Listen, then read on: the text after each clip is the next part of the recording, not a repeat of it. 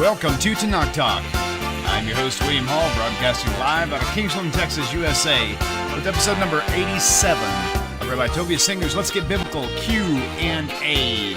Coming to you from Jakarta, Indonesia, Rabbi Tovia Singer. Rabbi, welcome back to the show again. It's always good to have you here. Always, always, always. Despite the fact that you're always looking much more handsome and cooler than I am. That's not.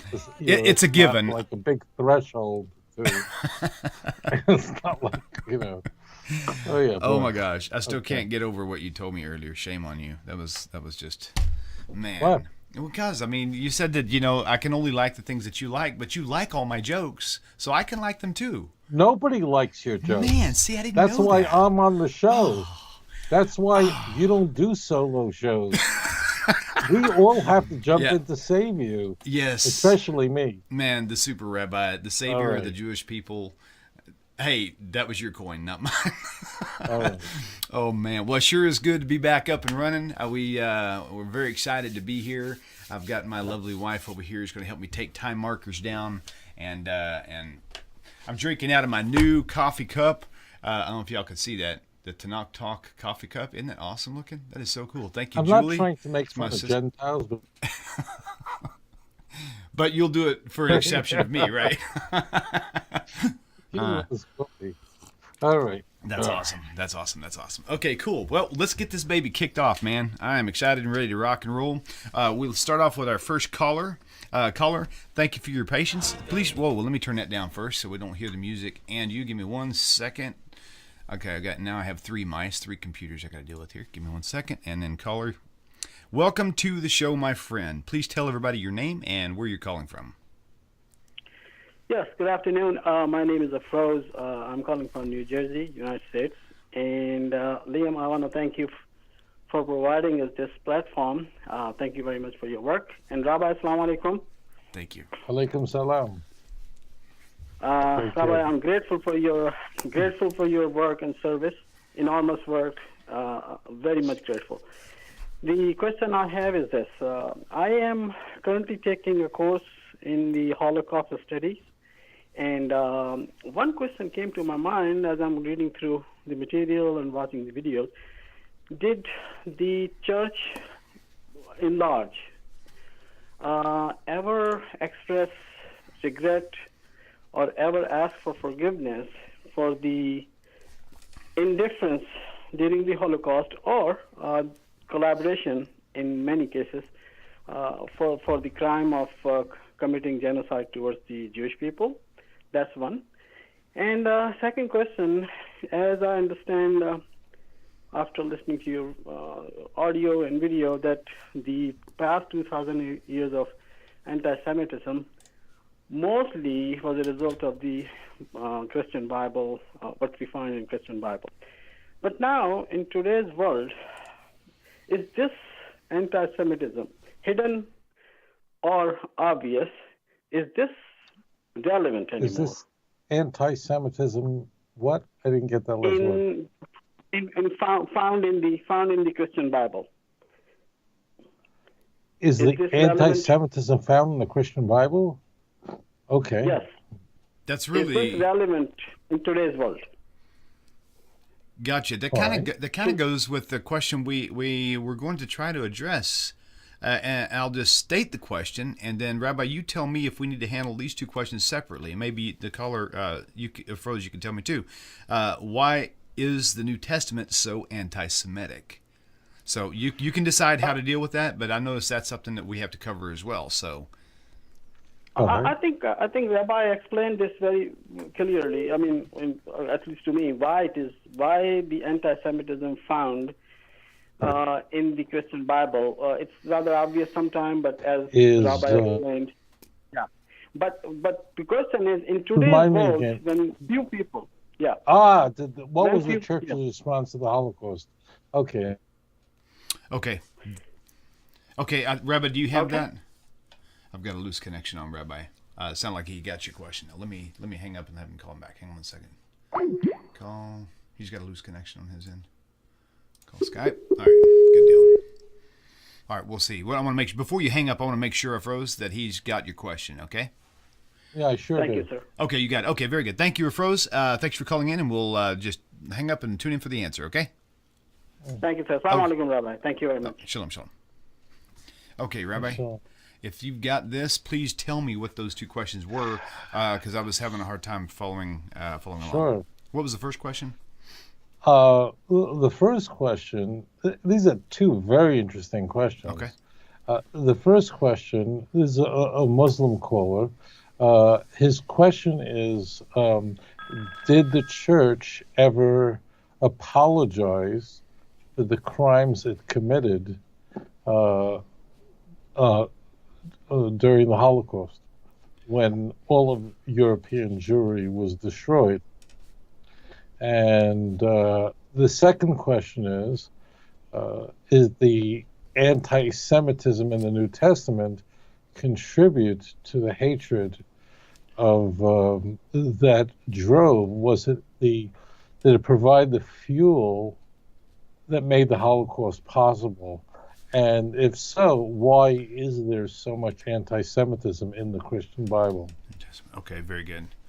Okay, that sounds good then. Take it away, Rabbi. And before you do, real quick, callers, when you call in, we have a caller on hold now. If you call in while this caller is actually on hold, I will not be able to take your call, but you can leave a message. So what you want to do is either leave a message, and we'll try to review it later if we have some time where there's no calls, or you can actually just hang up and try to call back again and see if you can kind of jump in line. Okay, so it's your choice. Okay, Rabbi, take it away. Yeah. Gosh, I don't know where to begin. These are very heavy questions. Let's begin with the first question. When we talk about the church, it's right, immediately every listener who has even a superficial knowledge of Christendom is right away wondering which denomination or which church. So I'm going to talk about for a moment, just briefly, about the church, the largest Christian denomination and the most influential denomination in the Waffen-SS.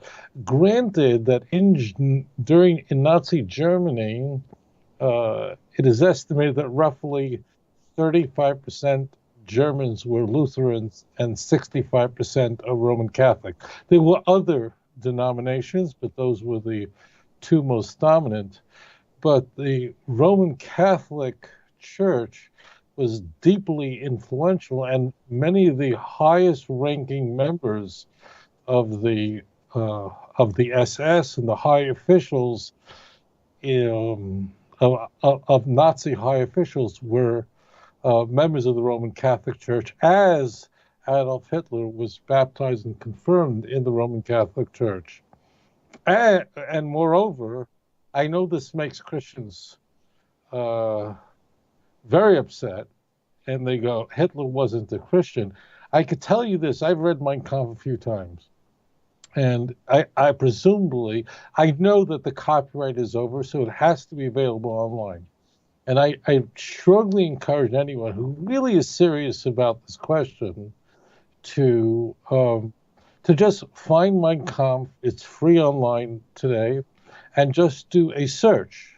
And do a search of the word Jesus. Just do that. Just go to. I have Mein Kampf. I have the book translated into English, and I just went to the index. I looked up Jesus Christ, and then I looked it up, and there is nothing, not only nothing negative, but quite a few positive statements that are said about Jesus. But I don't want to talk about Hitler because I don't know how, to the extent of his religiosity, but he certainly wasn't. Not only wasn't he, but during the 12 years that he led Germany, every church throughout Germany, throughout the Anschluss, in fact, celebrated Hitler's birthday every August 20th, every April 20th. And in fact, according to Paul Johnson is one of my favorite contemporary historians. It should be noted, incidentally, that Paul Johnson is a Roman Catholic.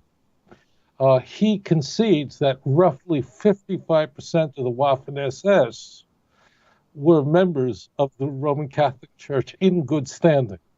And as it turns out, the only member of the Roman Catholic Church that was a high official in the Third Reich that was excommunicated, as it turns out, was Goebbels. And Goebbels was excommunicated from the Roman Catholic Church, not for his unspeakable crimes against the children of Israel, not for unimaginable propaganda and literally being Hitler's right-hand man, but the reason he was excommunicated was because he married a Protestant, Magla. Therefore, that's what got him expelled. In fact, although the Roman Catholic Church to this day, until let's say until the early 1990s, didn't have diplomatic relations with this Jewish state, it sure did forge diplomatic relations immediately with Nazi Germany. That it didn't have no problem with that.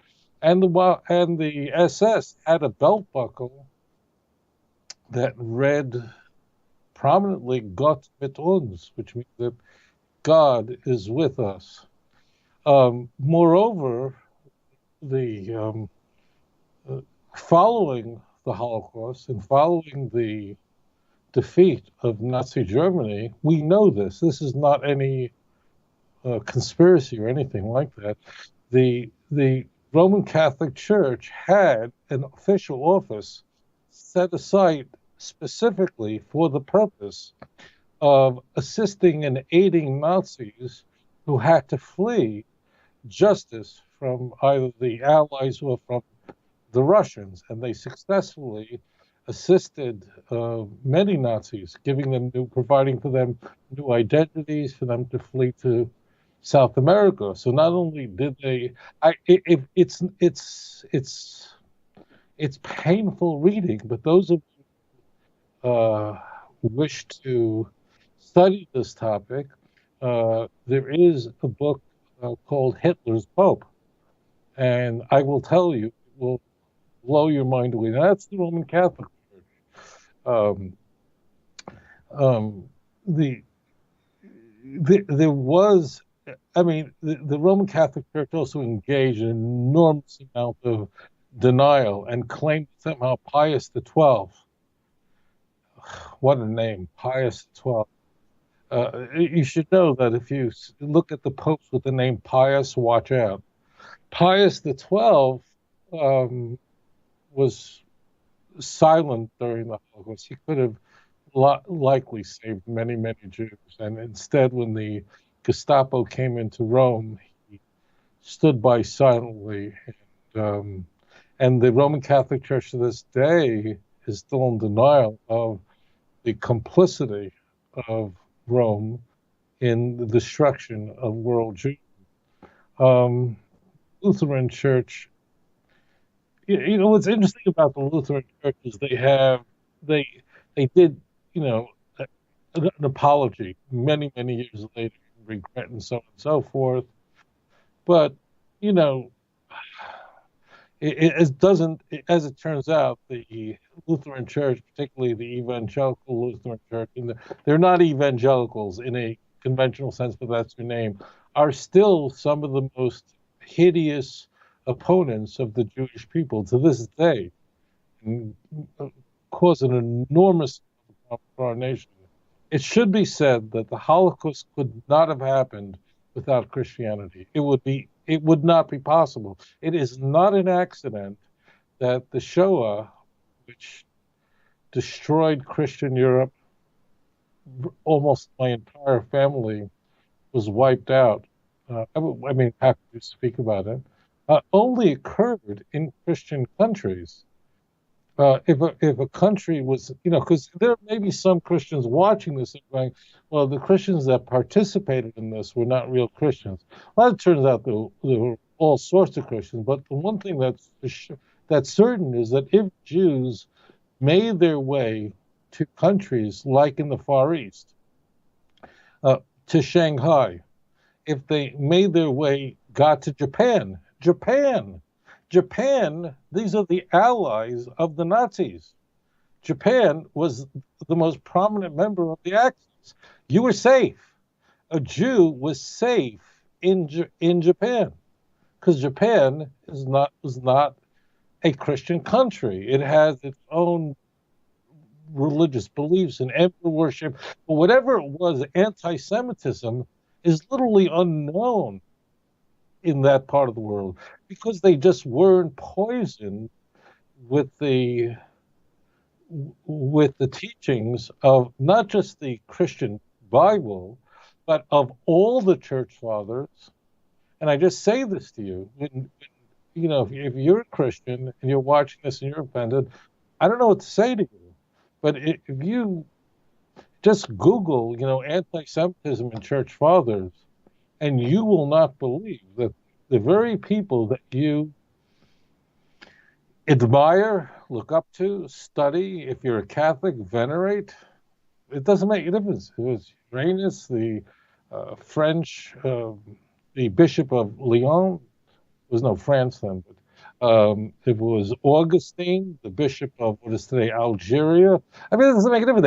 They all hated Jews. Tertullian despised Jews. They all had the most vulgar. I mean, this was not. This is not like Keith Ellison, who wanted to head the DNC, and he didn't quite make it. But this is not Farrakhan anti-Semitism, where Farrakhan called Judaism God of religion. These are people who just call the destruction of Jews. I mean, talk about Melito. I mean, we have his letters about Jews. This is very early. They all hated Jews. And Luther, I mean, it's not an accident that Kristallnacht, which was essentially the first major violent event that would then follow with the Holocaust years that took place on Hitler's birthday. It's not an accident that Streicher was given Luther's work. Luther had many works. The most famous about the Jews is one published 3 years before he died in 1543, called The Jews and Their Lies. And I've read it many, many times. I quote it in my books. It is, if you read that, look, you don't have to do this because it really is very upsetting. But if you want to know, and you don't want to get the propaganda, you read Luther's works and you read Mein Kampf. And I ask any reasonable person, is the writings of Adolf Hitler in Mein Kampf more anti-Semitic than Luther? If you say that they are, then you just haven't read it. You have no idea what you're talking about. It's not about Luther, but Luther's colleague Bucer. It's not just Bucer, but it's also they all hated Jews. And what's very interesting about the Jew hatred of the church was that it seemed to was like the anti-Semitism that moved, that metastasized from Christian Tsarist Russia to communist Russia. That even though following the revolution and with the birth of the Soviet Union, the country essentially became a godless country. It certainly had jettisoned religion or belief in Jesus or any of those things. It was an atheist state, but the anti-Semitism remained. It was identical. The same caricatures and all of it were it's something so pernicious that it can't be jettisoned. The only people who really sincerely apologize are folks like John Hagee, people like that genuinely feel terrible. I think more liberal Christians in the United States feel awful, and there was, in a sense, a rethinking. There's something called post-Auschwitz theology. I'm going to just briefly state what this means. It's a sort of a pedestrian term, but it means that the church sort of rethought its approach to how Christianity was was conveyed, Jesus more specifically, and that the church kind of felt that maybe the Jewish context of Christianity had been stripped, and that's what made the Holocaust possible. But there was no substantive change, except among those who adopted the premillennial dispensationalism of John Nelson Darby, a 19th century uh, British evangelist who came to the United States, who preached that the Jews were not rejected by God, and the covenant made with the Jewish people was not uh, abrogated and then replaced by the church, but the covenant with the Jews continues. So those who embrace that theology embrace the teachings that Cyrus Schofield advanced in his very popular Schofield. So that group, where there was a genuine philo-Semitism, so that group, of course, felt awful about it and expressed it. But the Roman Catholic Church, there was a following Pius XII. Was who's a man who was called the Papa Bueno, the good Pope, Pope John the 23rd, who was someone who one could argue did not hold the hostile feelings that prior bishops of Rome held, and um, he did convene the Second Vatican Council, and in a very brief statement, a document called "In Our Time," it essentially seeks to say that the advanced idea that the Jews are not of today are not responsible for killing Jesus, and the odious liturgy of that is found in the Good Friday that Catholics said on Good Friday, referring to the Jews as perfidious, should be removed, and so on. He didn't live long enough for the Second Vatican Council to be completed. He died before its end, but the outcome was definitely for the better. And but still, the Roman Catholic Church, has always been the absolute enemy of the Jewish people. So, yes, the Nazis were all Christians, and whether they were Lutheran, it depends, but they were Lutherans and Roman Catholics for the most part. And no, I mean, it was a central part. There are individual groups that did feel horrible about the past. Absolutely, that's the case. But what is more interesting is, why is there so much anti-Jewish rhetoric in the Christian Bible? When I say that there's anti-Christian rhetoric in the Christian Bible, I don't mean the statements like 1 Thessalonians chapter 2, verse 14 through 16, even as they are of the Jews who both killed the Lord Jesus Christ and their own prophets and the contrary to all mankind. All that really nasty stuff, where the Jews are the seed of the devil in John chapter 8, verse 44. That's not how the Christian Bible colors the Jewish people in the darkest shade possible. Because remember, Europeans, Christians, were not genetically bad.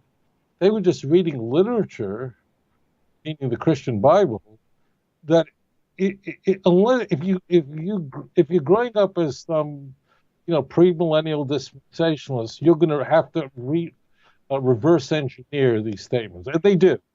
That means those who are pro-Jewish, who are Christians, which is very popular in the U.S. among evangelicals.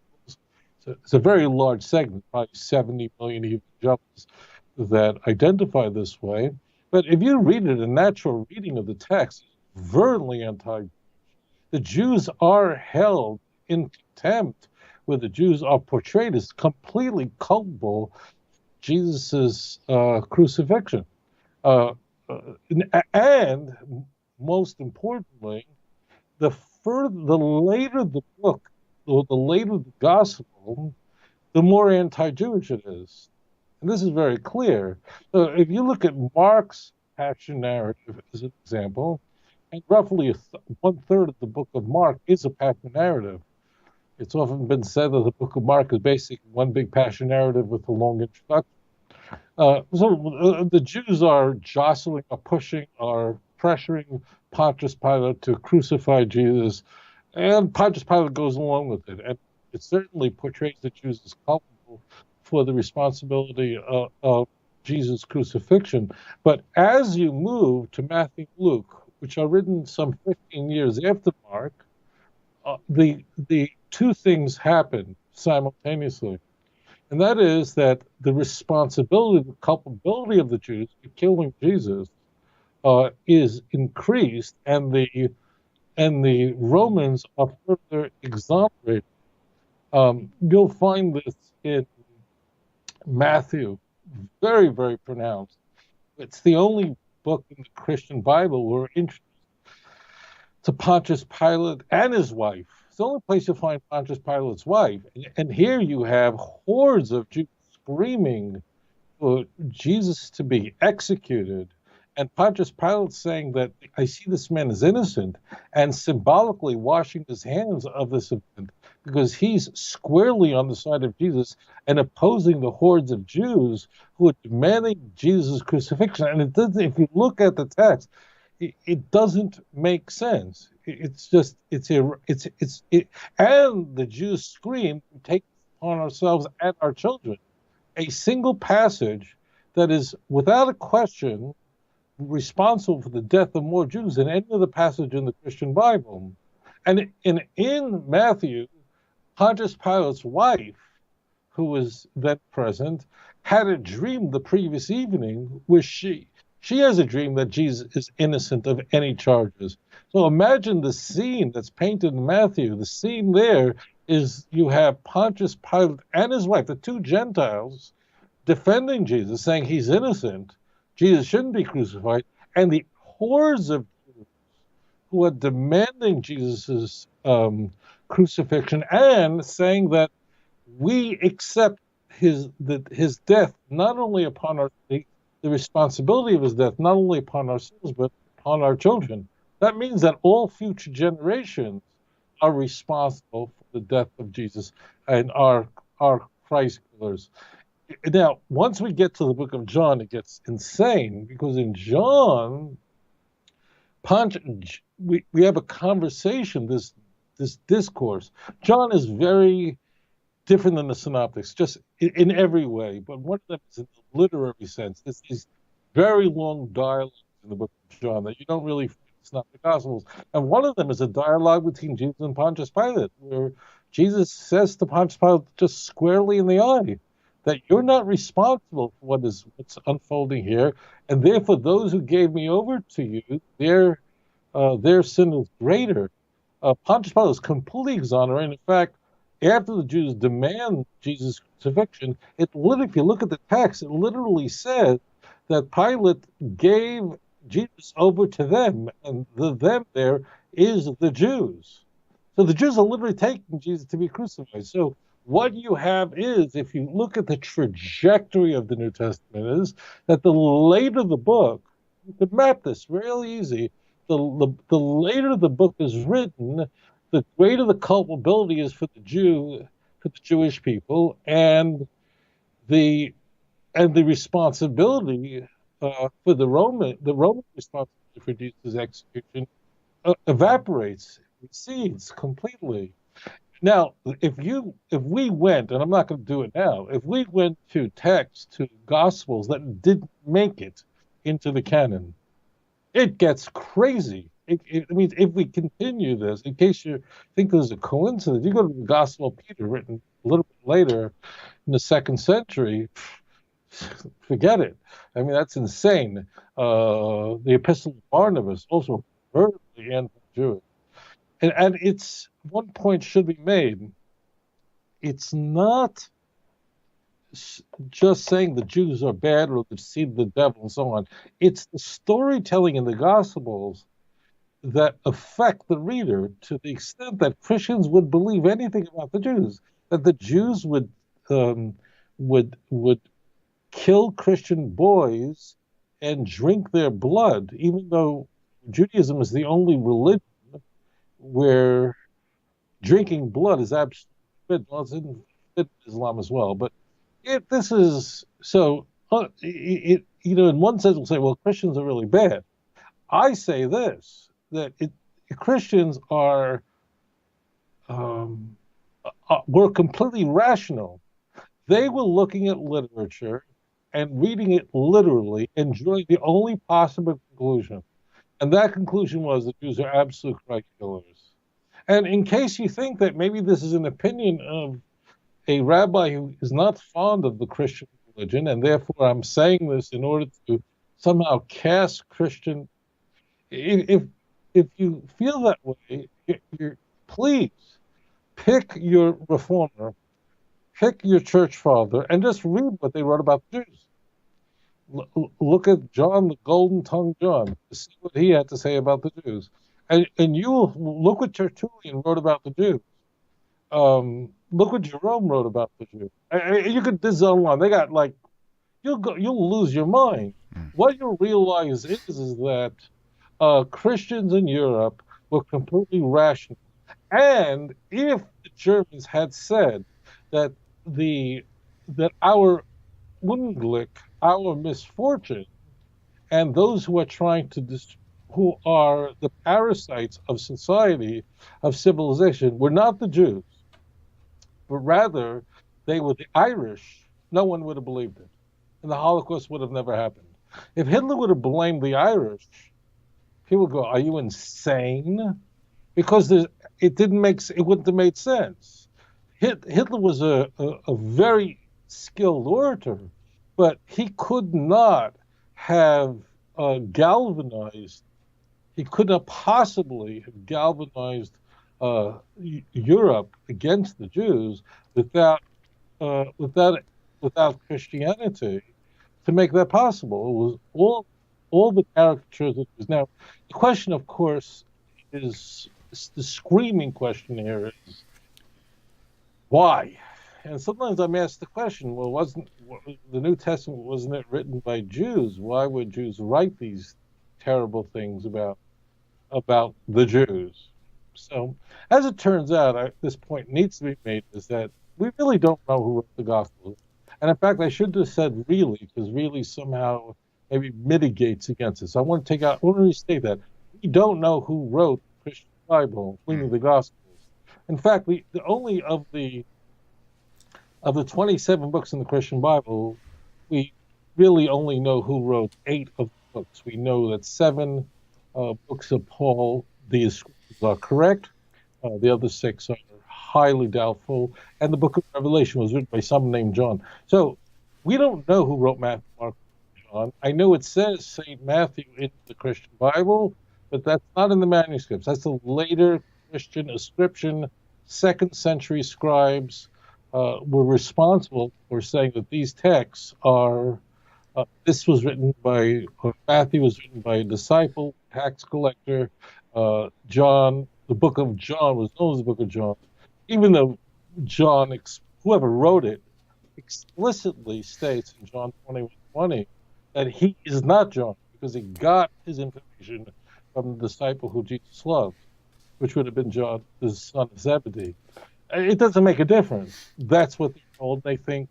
So the question is, so we don't know who wrote the Gospels. We know a few things about them. We know what sources they had in front of them. We know that they were highly literate Christians who lived toward the end of the 1st century. But we don't know what they were.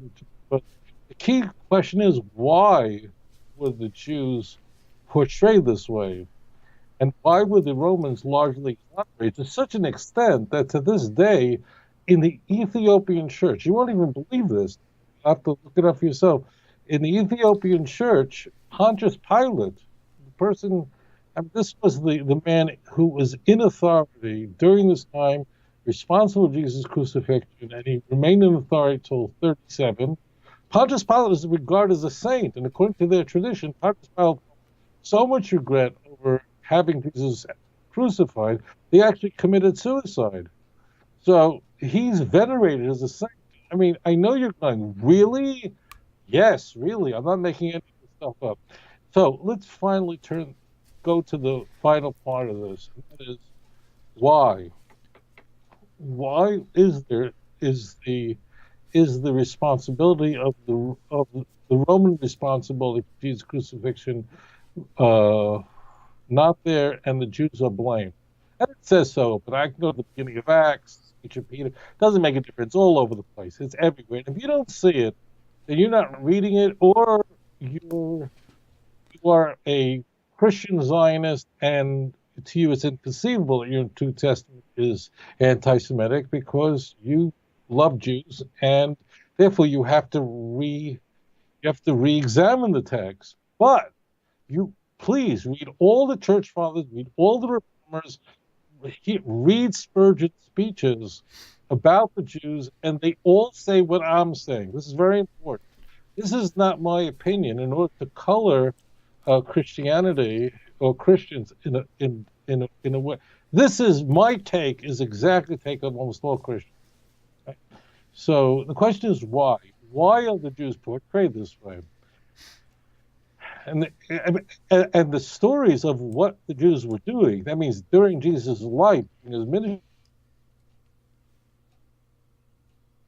Can't hear him now.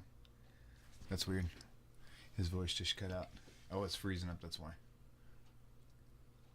Bear with me 1 second. Let me hang up and actually call him back again. I think he must be having some signal issues, or it could be me. I don't think so. I'm not getting any bad readings here. So let's try this again real fast. Bear with me. All right, reconnecting now. So, okay, very good. Just in case it takes him a minute or so, if you guys don't have his books yet, you guys should really check into it, man. These are really awesome. I'll certainly keep the book set handy on here in the studio for sure, because sometimes just whenever I'm doing setups and stuff and a question pops in my head, he's not even connecting right now. So, and our stream is still running pretty strong, so we're good. Okay, so we'll just wait for him. I'm sure he'll be able to reconnect. He may have to actually reboot. But let me show you this while we're while we're actually in this. If you guys don't have, is this the right one? There it is, right there. Okay, if you guys don't have Rabbi's books, they're just really cool. I'm going to put this here just so you can kind of see what I'm doing real quickly. You can, I don't know why that turned around. Oh, I forgot to turn it around. Let me see if I can do this. I'll flip this over. I could do magic tricks with the actual camera lens, but it would be better if I just do it this way. And there he is. All right, we may have you. Very that it had to be. This is a singular important question: is why didn't the Jews believe in Jesus? When I speak to pastors, they tell me that the question they're asked most frequently is, why don't Jews believe in Jesus? I just spoke in Manila 2 weeks ago for the most prestigious Christian university in the Philippines, where quite a number of the presidents graduated.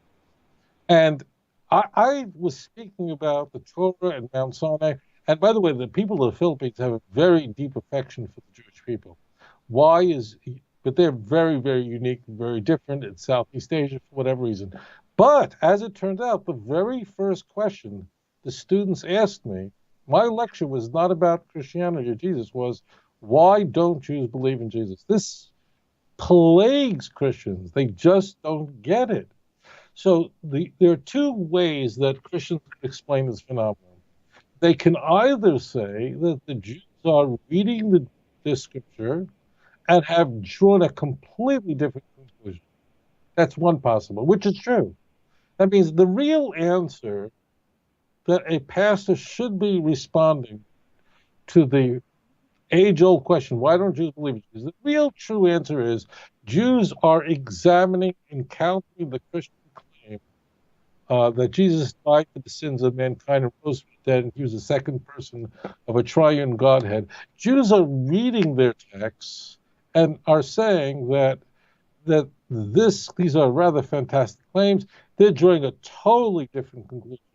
And based on their reading of the Jewish Bible, they're concluding that the Christian claims are I'm going to use a strong word, are bogus. And that's how Jews feel about this. The doctrine of Trinity and so on. These things are not just bogus, that's too weak. In fact, are opposed by the scriptures. So Jews are drawing a different conclusion. Okay? Now they could say that. The problem is every thinking person is going, the Jews, that means they're the only ones basically who can read the Jewish scriptures in the original Hebrew. The Jews are the ones who encountered Jesus in the land of Israel 2,000 years ago. They were there. We weren't there. Whether we're from Africa or we're from Europe, my grandparents weren't there, but the grandparents of Jews were there, and they virtually all, with the exception of very few, said that he's not the Messiah. So this is a major problem. And the whole idea of a Messiah is Jewish. So this creates an enormous credibility problem. And therefore the church had to portray the Jews as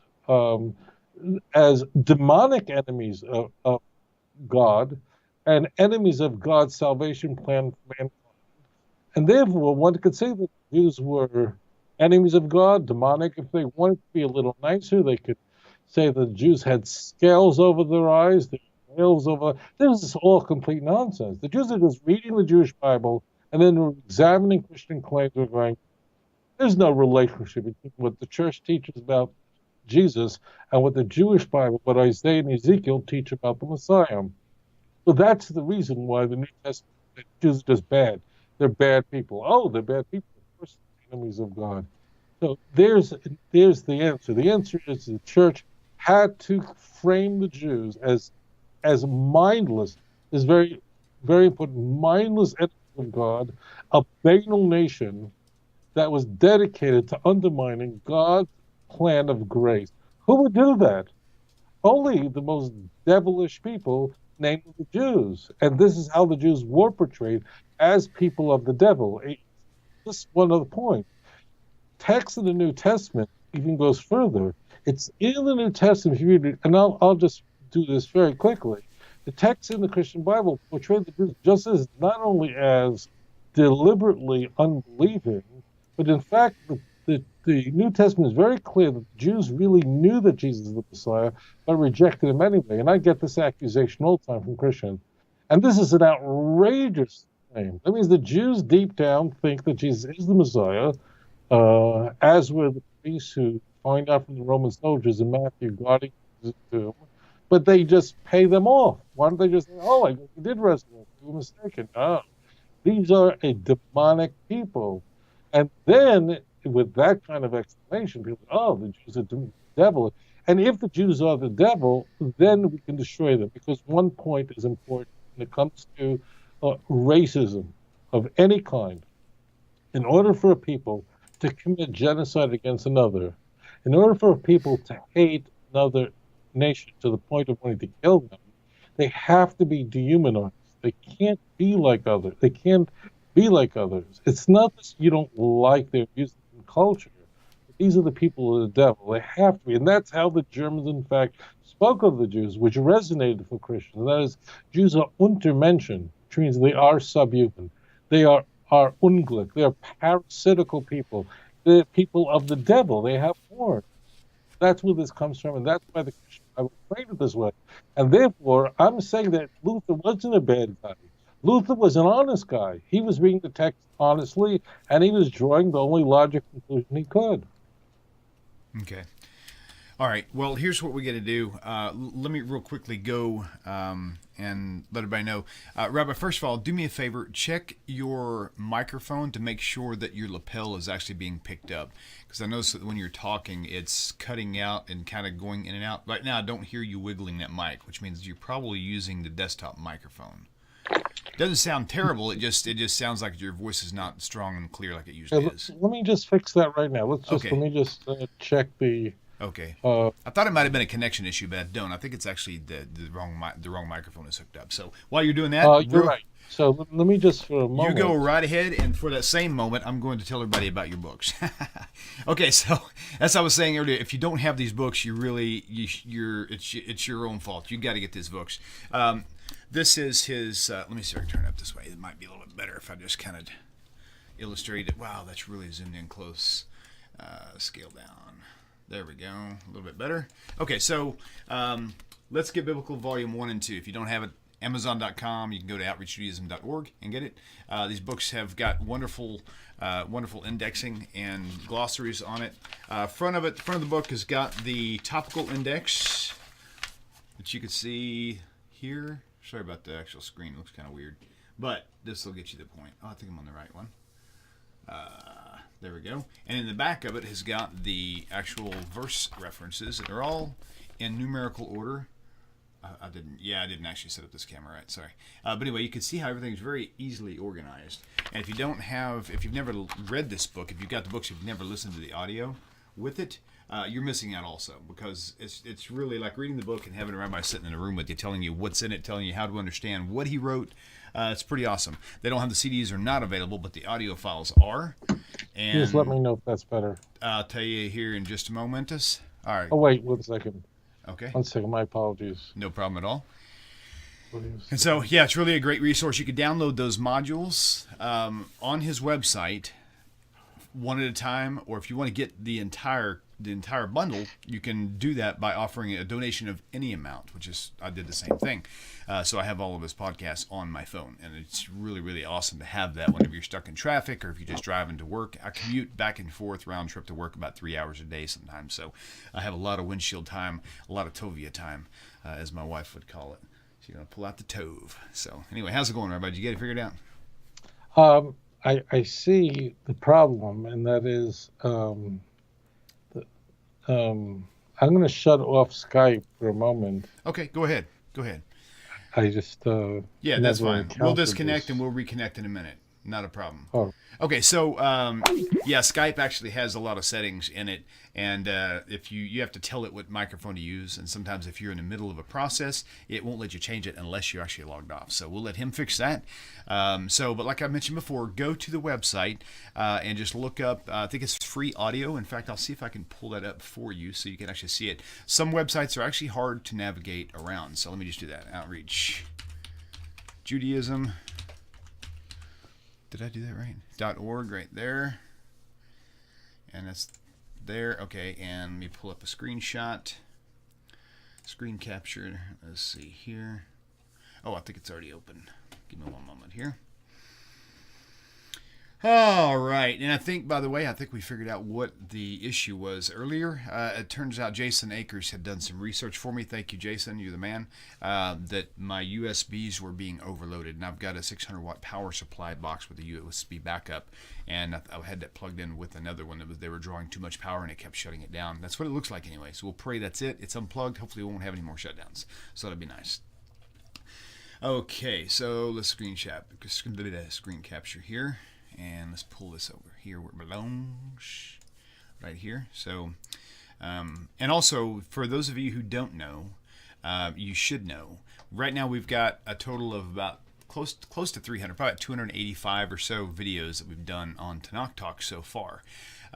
All of the topics that we've covered over the past 2 years now are slowly getting fed into this Excel spreadsheet that you can only access online. It's free for everyone.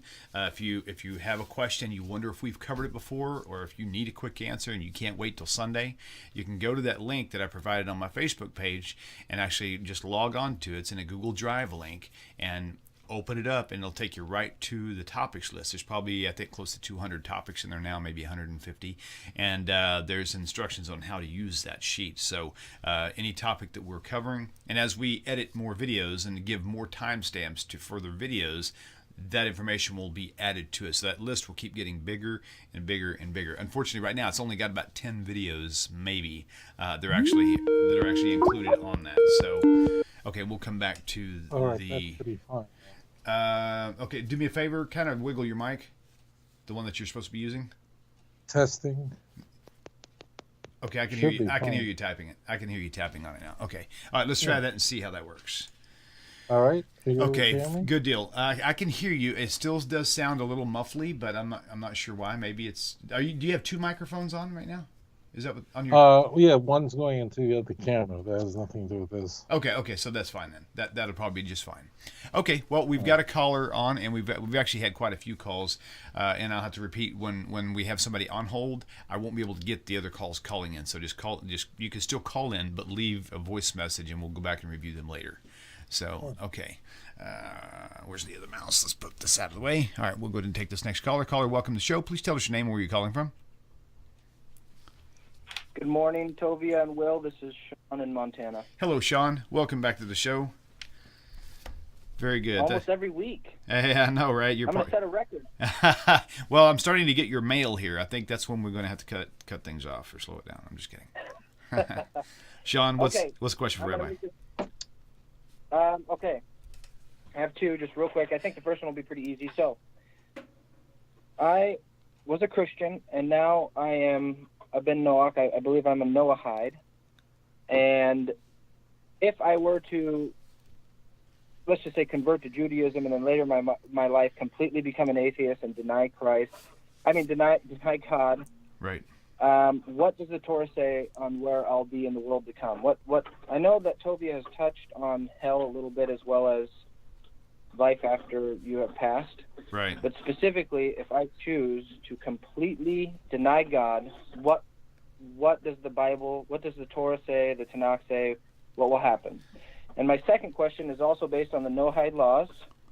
I've been reading some articles with my wife, and some of these articles out there talk like the Noahide laws are actually evil. They are right. Completely corrupt.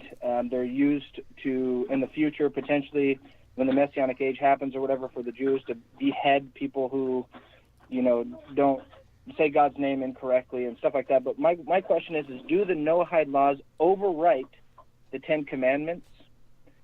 And where specifically in the Tanakh Torah do the 7 Noahide laws come from? Okay, gotcha. Do the Noahide laws override the Big Ten? And where in the Tanakh does the Noahide laws come from? Okay, very good. Very good. Rabbi, got that okay? Yeah. Okay. All right, very good. Yeah. Sean, thank you, man. Good questions. Okay. Okay, take care. All right, bye. Okay, good deal. Yeah. So I currently still get that argument all the time by people. The Noahide laws, that's all Judaism, that's all oral tradition. It's nowhere in the Tanakh does it say that. I mean, I've seen verses that specifically speak to the children of Israel, but how do you convince someone who's not Jewish, and this is coming from me, how do you convince the other person who's not a Jew, that God was only talking to the children of Israel, that they weren't talking to you? You can't just be a Jew because you feel like a Jew or because you want to be a part of them. You actually have to do something. So please include that concept all throughout your answer, if you don't mind. Yeah. Thank you. All right. So we have a number of questions. The first question is, if at Noahide. Now, what is it, just for those who are watching this who are not familiar with this phrase, it's a term we use because every human being is a descendant of Noah. Every person alive today is a descendant of the 8 people who survived the flood that took place thousands of years ago. So what I think happens is that the term Noahide scares people because I never heard of that term. First, what Noahide means. It means somebody, whether they are descendants of Abraham, someone who is not a descendant of Abraham, Isaac, and Jacob, to the best of their knowledge, and they embrace Judaism. Usually people use these terms and people go, we don't believe in Noahide.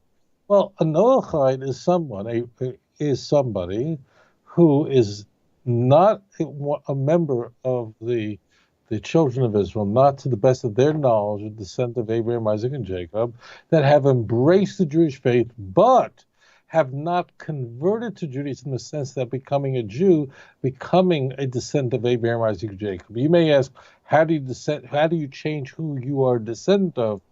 I'm not going to go into that right now. Okay. First, second, the Noahide laws are 7. The number one and most important is the prohibition against blasphemy, and its corollary that every person is created in the image of God and must worship God. In fact, all the Noahide laws, a person must observe them because the God of Abraham, Isaac, and Jacob commanded that person to do that. Now, such a person has a place in the world to come. If a person denies God, if a person says, I don't believe in God, they are not a Noahide. 2, they are in rebellion against God. It should be said that in Jewish thought, meaning in Tanakh, people who deny God don't really believe that. That means that deep down their heart, they know there's a God, but they're in rebellion against him. I don't mean some 12-year-old who was just raised by 2 atheists in Southern California and just mindlessly. But as it says in Psalm 14, in the opening passage, only a fool says in his heart there is no God. What does that mean? You don't talk with your heart, you talk with your mouth. That means that people know that there is a God, but they will deny him. They'll go into rebellion against him. But if a person denies that there is the God of Abraham, Isaac, and Jacob knowingly, that means that they are aware of it. They didn't just grow up in India and just never heard about it. A person like that has absolutely no place in the world to come, and that person's soul is lost. I'm not going to... A person who denies the Almighty with knowledge has no place in the world to come. Just a point should be made is that the calling to worship God, submit to God, is made all over the Jewish scriptures long before Mount Sinai. Abraham was considered righteous, and so was Job. Both of them lived long before the 10 Commandments were given at Mount Sinai. If there were no Noahide laws, what did they do right? I have to say this. I find when people say that they don't believe in this Noahide law business and they'll speak about it that way, I just stand there with my mouth open wondering, did you ever read the Bible? And they'll go, show me the Noahide laws. Well, the Torah doesn't use that language, just like the word religion isn't in the Bible, but it certainly talks about having a faith in God and following that faith. But if let's play what if, okay? If we are to believe that the nations of the world were not given any commandments, told nothing, and the first time commandments were ever given by God was to Moses at Mount Sinai. That's the first time. Then I need you to explain to me what exactly did Cain do wrong? I mean, he was never told not to murder. Moreover, how do you explain Genesis 6? I mean, Genesis 6 is an explanation, essentially, of why God would destroy the world, because they were sinful. They were in rebellion against God. They had committed these horrific sins, not only denying God, they were engaged in rape, forcing women to bear their children, theft, destruction. What was wrong with this? What did the people of Sodom do wrong? That means think, my friends, think. Incidentally, one of the prohibitions, the 7 laws. That means what I think people who say I don't believe in these Noachide laws is they're going. It just sounds strange to me. I'm not seeing that phrase. And I grant it, they're not. May come from a Christian world, they're not aware of it, not familiar with it. But just forget the linguistics and just ask yourself, are you saying that prior to the giving of the Torah at Mount Sinai, or prior to Exodus 12, where we encounter Moses telling the Jews that they have to, about the Rosh Chodesh, and by the way, Chodesh Tov, because now we're going into the final month of the year, Adar, this evening for me here in Indonesia. Means if you're saying that no commandments were given to the nations of the world, that the nations had no commandments, then I need you to explain to me why God would bring the flood. That means God punished people for violating the commandments that they were never warned about. They were just, I didn't know you're not supposed to do that. Do you understand that? It actually says, for instance, one of the 7 Noachide laws, it's the phrase Noachide laws. Let's just jettison the term. The commandments given to the nations of the world prior to Mount Sinai, prior to the Jews going to Egypt, but what the world had is clear from the Bible. And I know why, because just people go on YouTube, and I don't know, that's where they get their scholarship from. Straight that the show is largely watching YouTube, but you got to know who you're studying from. If you're saying God, first of all, Noah was warned, read Genesis 9, that following the flood, Noah and his descendants were given permission to eat meat. Prior to the flood, they were vegetarians. And it specifically says there that they are forbidden to eat the flesh of a living animal. That's one of the 7 Noachide laws. So I don't know what you're talking about when you say there were no Noachide laws. There were no Noachide laws. I need you to explain to me what Job did that was righteous.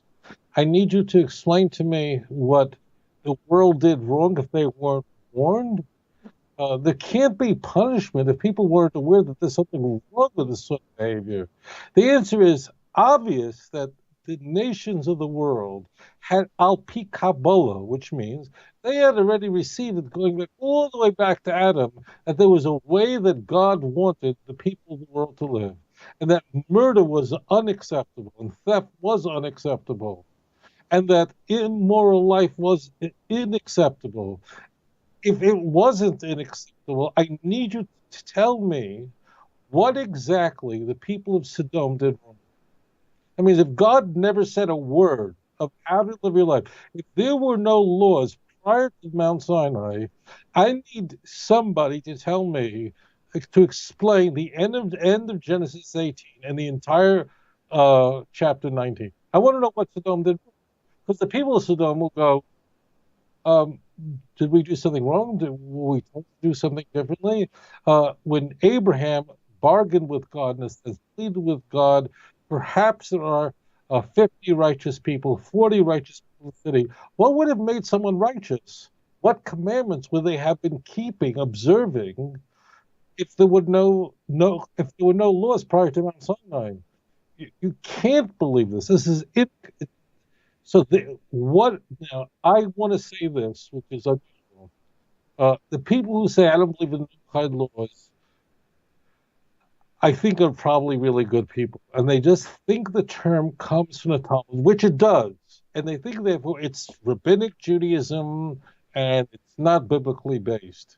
And they're told this by their pastor, or they're watching people who wouldn't really just don't know Scripture. And look, what did I say to you on this podcast? What is there anything I said to you that a 7-year-old raised in a religious home, a Bible-believing home, would find surprising? No. There would be no reason what Sodom wanted to. For instance, one of the prohibitions, one of the commandments is for any child of God is to live a moral life. What the meaning that they would not have illicit sexual relations? Well, I want to know what is wrong with Sodom wanting to sleep with me. I mean, why is sexuality? What was wrong with it? If no one said anything about it, it should be stated, incidentally, that when we talk about 7 laws. I must state it because this will not be understood. These are 7 categories of laws. So there are, when it talks when, for instance, the commandment to abstain from living an immoral life personally, there's a whole wide range of relationships. There's actually 19 relationships that are forbidden. It's not, can't sleep with your sister. Incest is forbidden to any person because every person is created of God. So people who say there are no hide laws, I know why you're saying it. You're not a bad person. You've probably been told that, but you'd have to answer the question of what did anybody do wrong prior to giving the Torah at Mount Sinai? And they clearly did. They were punished for something, and no one will be punished for violating commandment that they were never given. Okay, so what I think is the barrier is they're hearing the term Noahide laws, which they're not familiar with, and they're going, "Oh, this is something the rabbis concocted."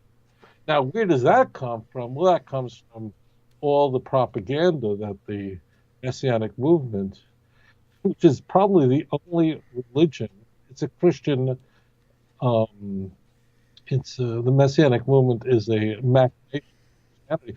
Probably the only movement that actually only keeps rabbinic laws and doesn't keep spiritual laws.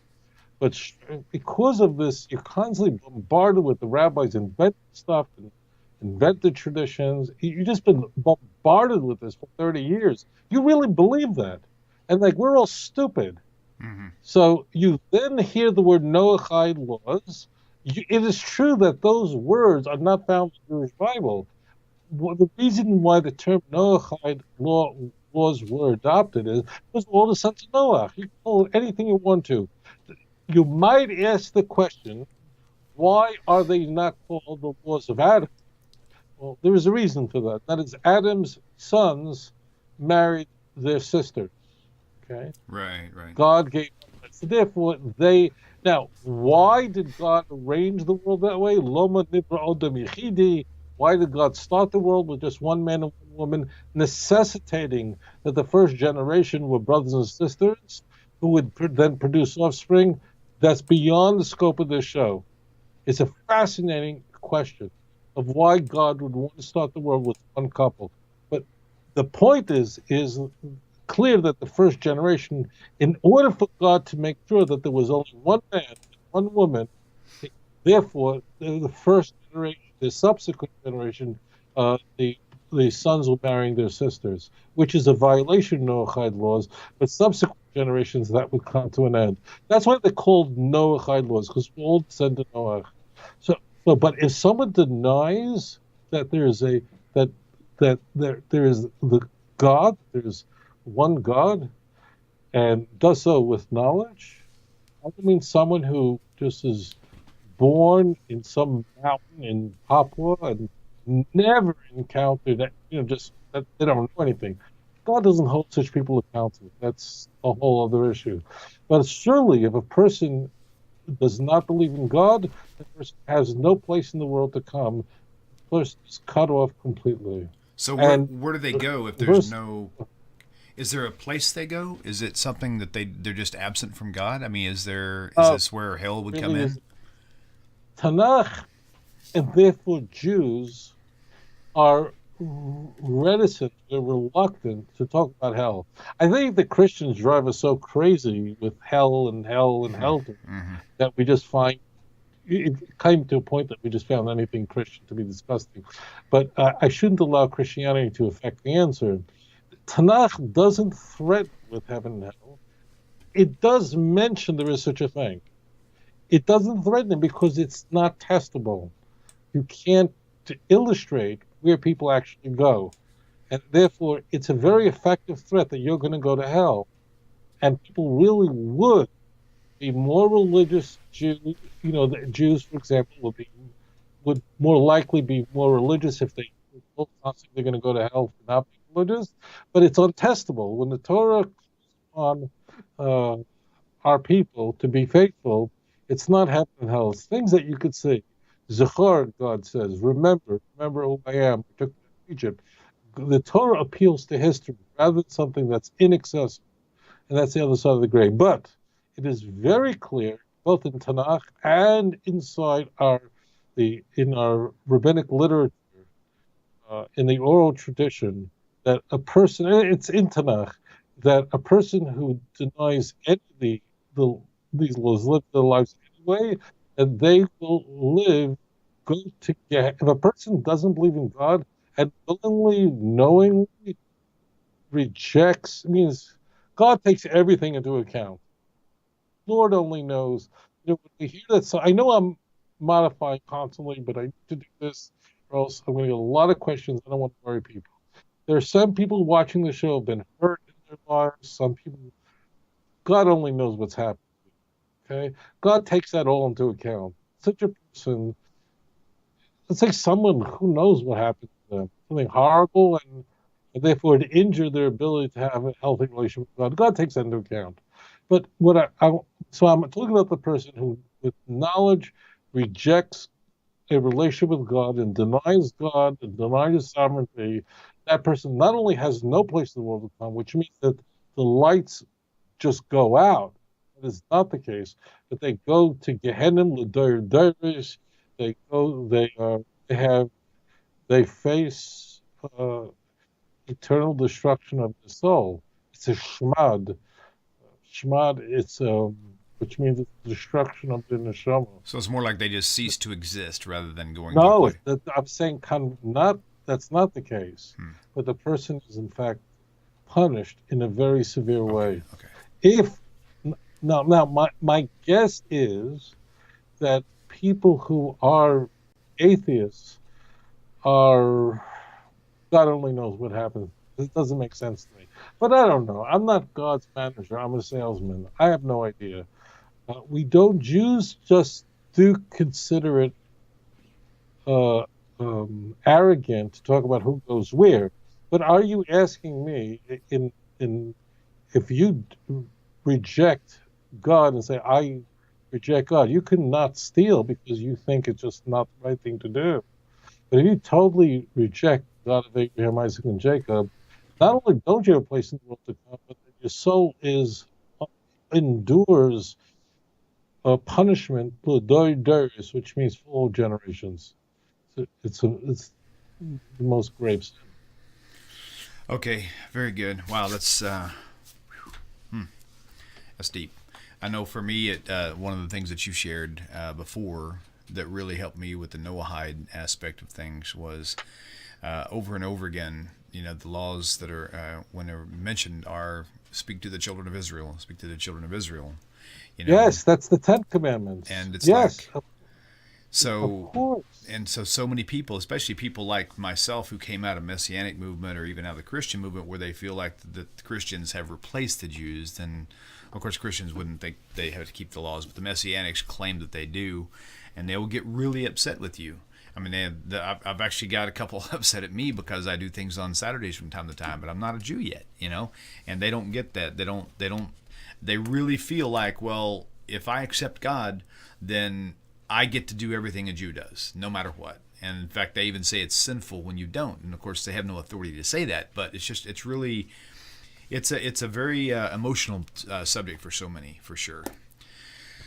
Okay, Rabbi, we'll go ahead and take this next caller. Caller, please tell us your name and where you're calling from. My name is Safir Ahmed. I'm from Canada. Safir, how are you? And Assalamu alaikum to Wil'lam and respected Rabbi. Thank you. You as well. I'm a Muslim. I belong to the Ahmadiyya Muslim community. We're the Muslims who believe in the Messiah Mirza Ghulam Ahmad of Qadian. And I believe that Jesus of Nazareth is actually dead on earth because he's not in the heaven. The Quran's pretty clear on that.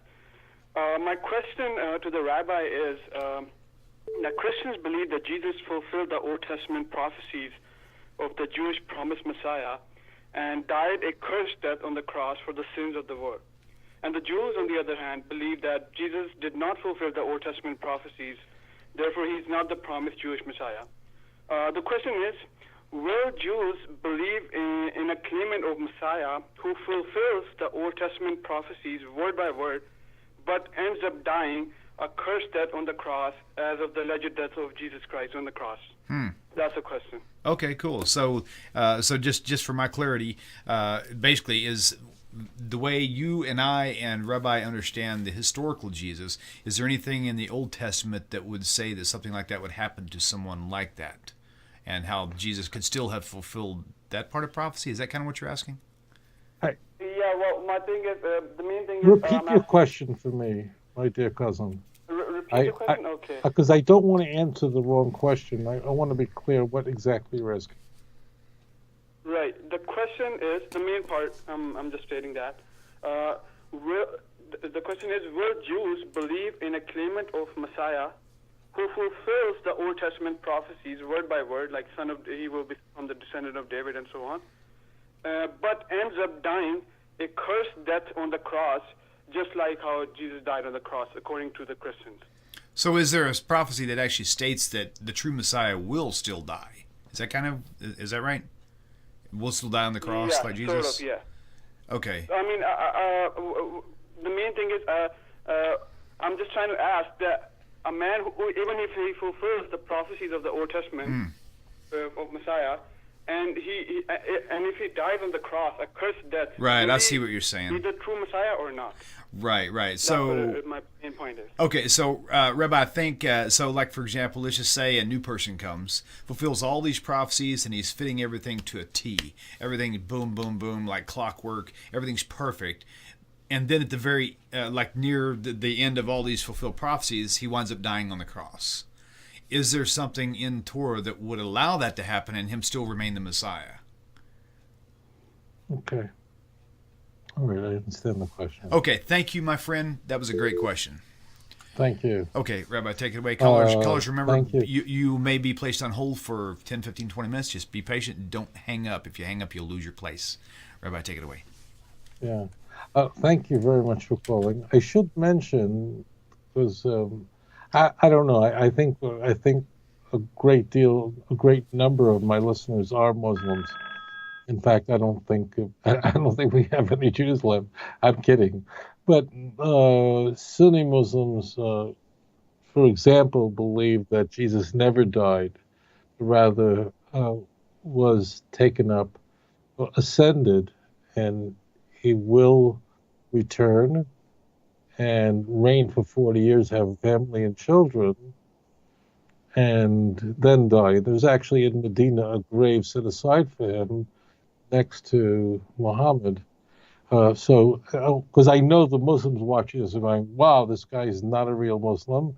I apologize to you. I hope I haven't offended you, but I wanted to clear this up, or else I'm going to get 5,000 emails.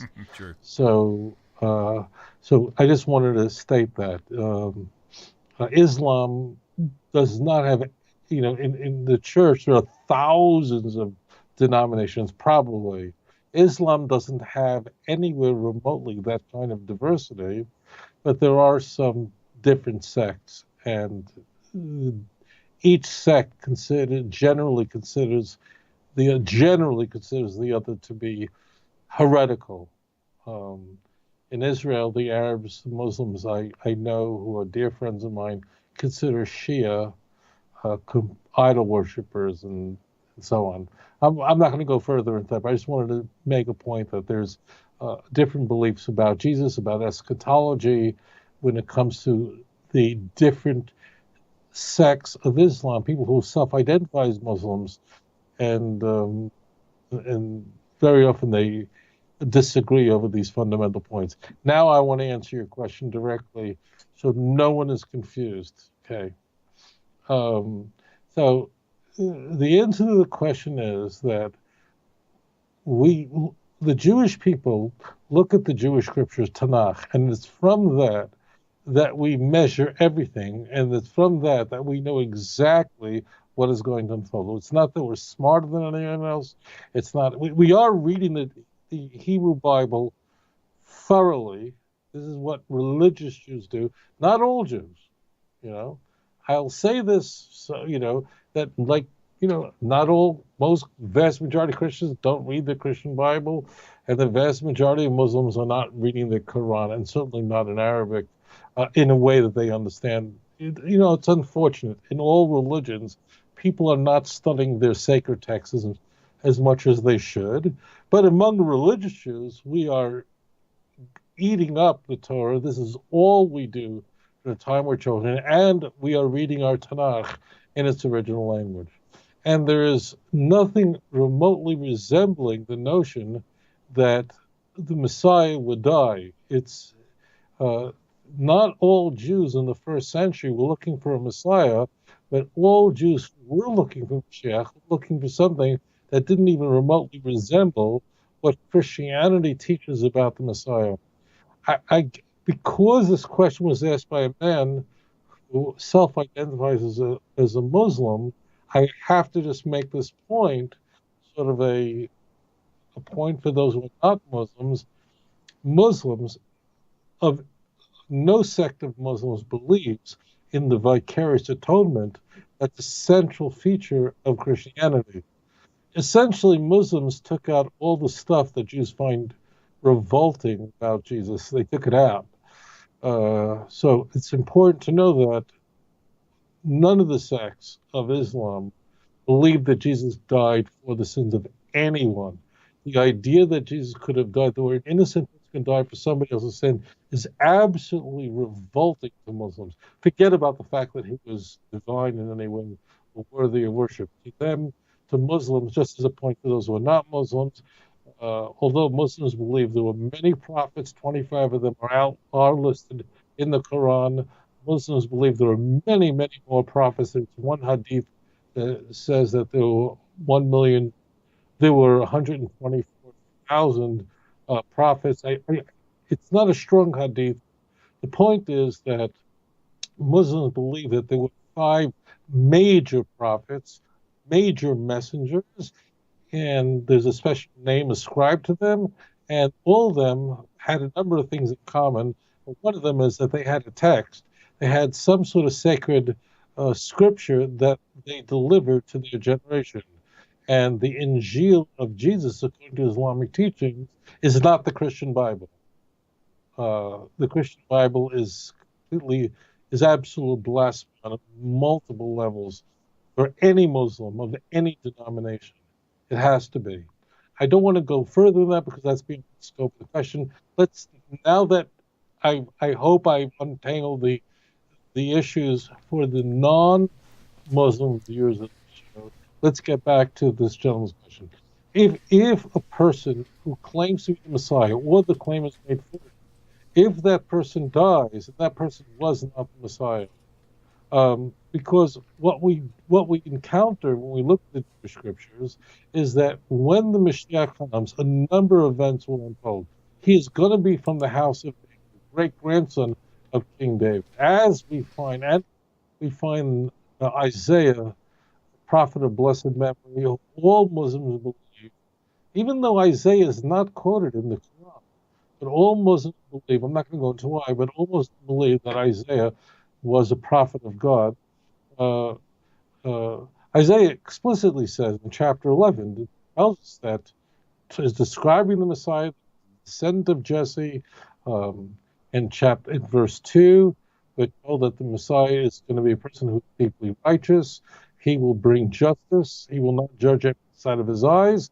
And very important, and you Muslims listen to this carefully, and he will fear the Lord. In verse 2, he will be filled with the fear of the Lord. And if you continue reading Isaiah 11, which is, I choose that chapter deliberately because it's one of those chapters that's just messianic from beginning to end. So if you want to know what's going to happen in the Messianic age, read Isaiah chapter 11. The ingathering, the restoration of Jerusalem, the worldwide peace, it's all there. And the Messiah is not dying, just the opposite. He is going to bring justice to the nations of the world, as we find earlier on in the book of Isaiah, blessed memory, in chapter 2, that he will speak justice to the nations. As a result of him doing this, the nations of the world will stream to Jerusalem, which will be above all of the mountains. For out of Kimitziah Teiti Torah U'Dvar Hashem Ephraim, out of Zion will come forth the Torah and the word of God from Jerusalem. On the Isaiah wall at the United Nations, that's the only part they leave out. So there's nothing remotely resembling Messiah dying anywhere in the Jewish. It's the opposite. We are there. One other point should be stated, because this might be confusing to many people, and this is really going to shock people, many people, unless they're unless they really are erudite in the scriptures. I don't know precisely the number of passages in the Hebrew Bible that are messianic. Let's just say there are 800. Okay, only a handful of them are about the Messiah. The vast majority of them are about how the world will be transformed.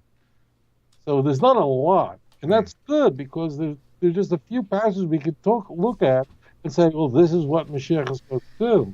Isaiah 30, Ezekiel, another prophet who was buried in Iraq and is also regarded as a prophet to Muslims.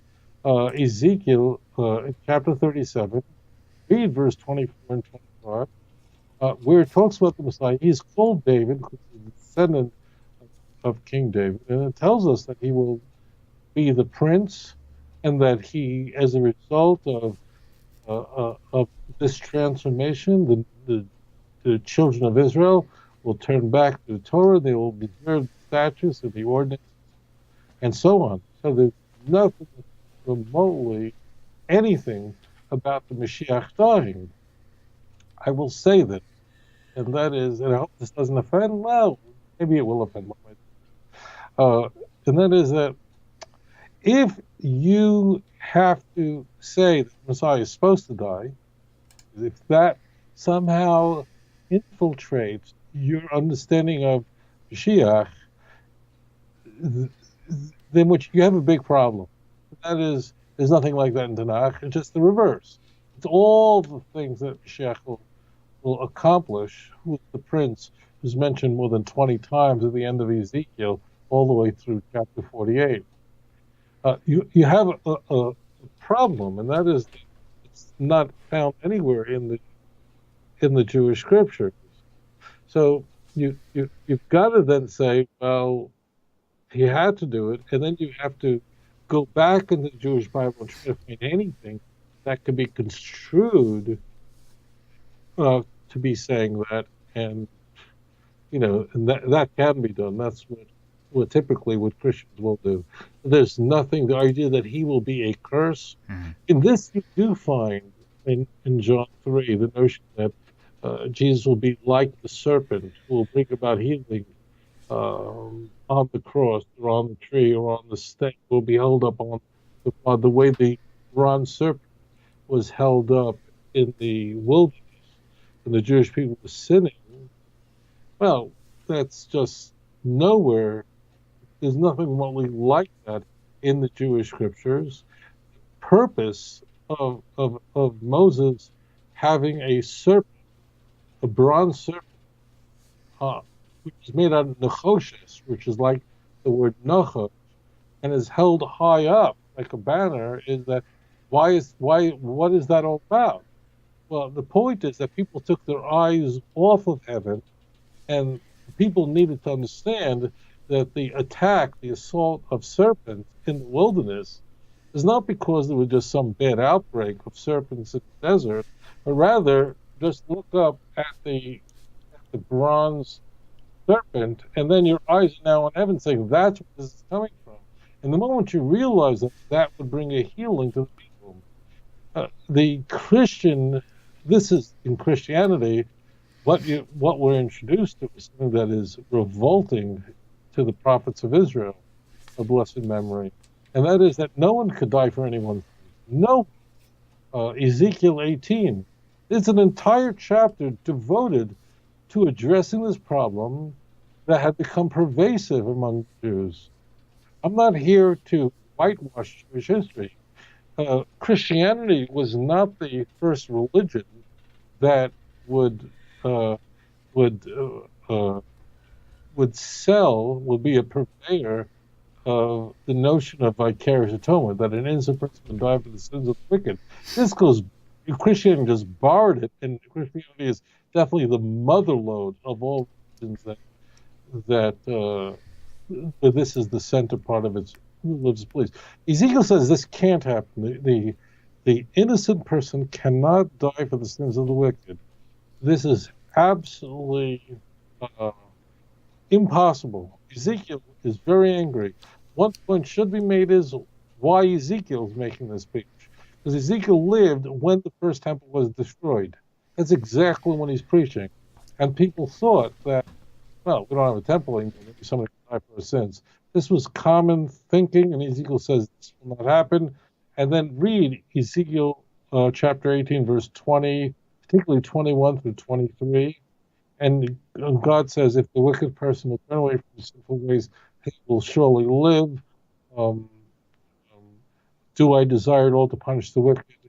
So, therefore, the prophets were not silent on this issue. The prophets all opposed fundamental Christian teaching. So the answer is, a person who people think might be the Messiah dies, that person cannot be the Messiah. Based on not because we don't like Christianity, it's just because it is completely inconsistent with the Jewish scriptures. Very cool. And one thing that I found startling as a Christian before I drifted to my next step was the Deuteronomy 13, verse 1 through 5. And it's like, if it says that somebody deserves to die because they're teaching against the Torah, against keeping the commandments, then, what can you say? I mean, it's like, and it's kind of a redundant question. I'm just saying it rhetorical. It's just that it was amazing to me, and then that's why I think maybe that's why so many Christians that do leave Christianity, who choose the path of being a Messianic Christian, maybe that's why. Maybe because as well, if they accept Deuteronomy 13 and they see that, this prophet came and he couldn't have been teaching against the law. If he was teaching against the law, then he was supposed to die according to Deuteronomy. So maybe he was teaching the law. So they look deeper, and then they find more text, and they find all these other reasons to prove that he was actually indeed teaching the law. But then, like you said, then he died anyway, and therefore he becomes disqualified. So it seems pretty cut and dry. Wow. Yeah, I mean, I can actually add to this. So yeah, please do. On. Please do. We do have a caller, so maybe keep it short. But why Deuteronomy chapter 12, verse 32 does not exist in a Jewish Bible.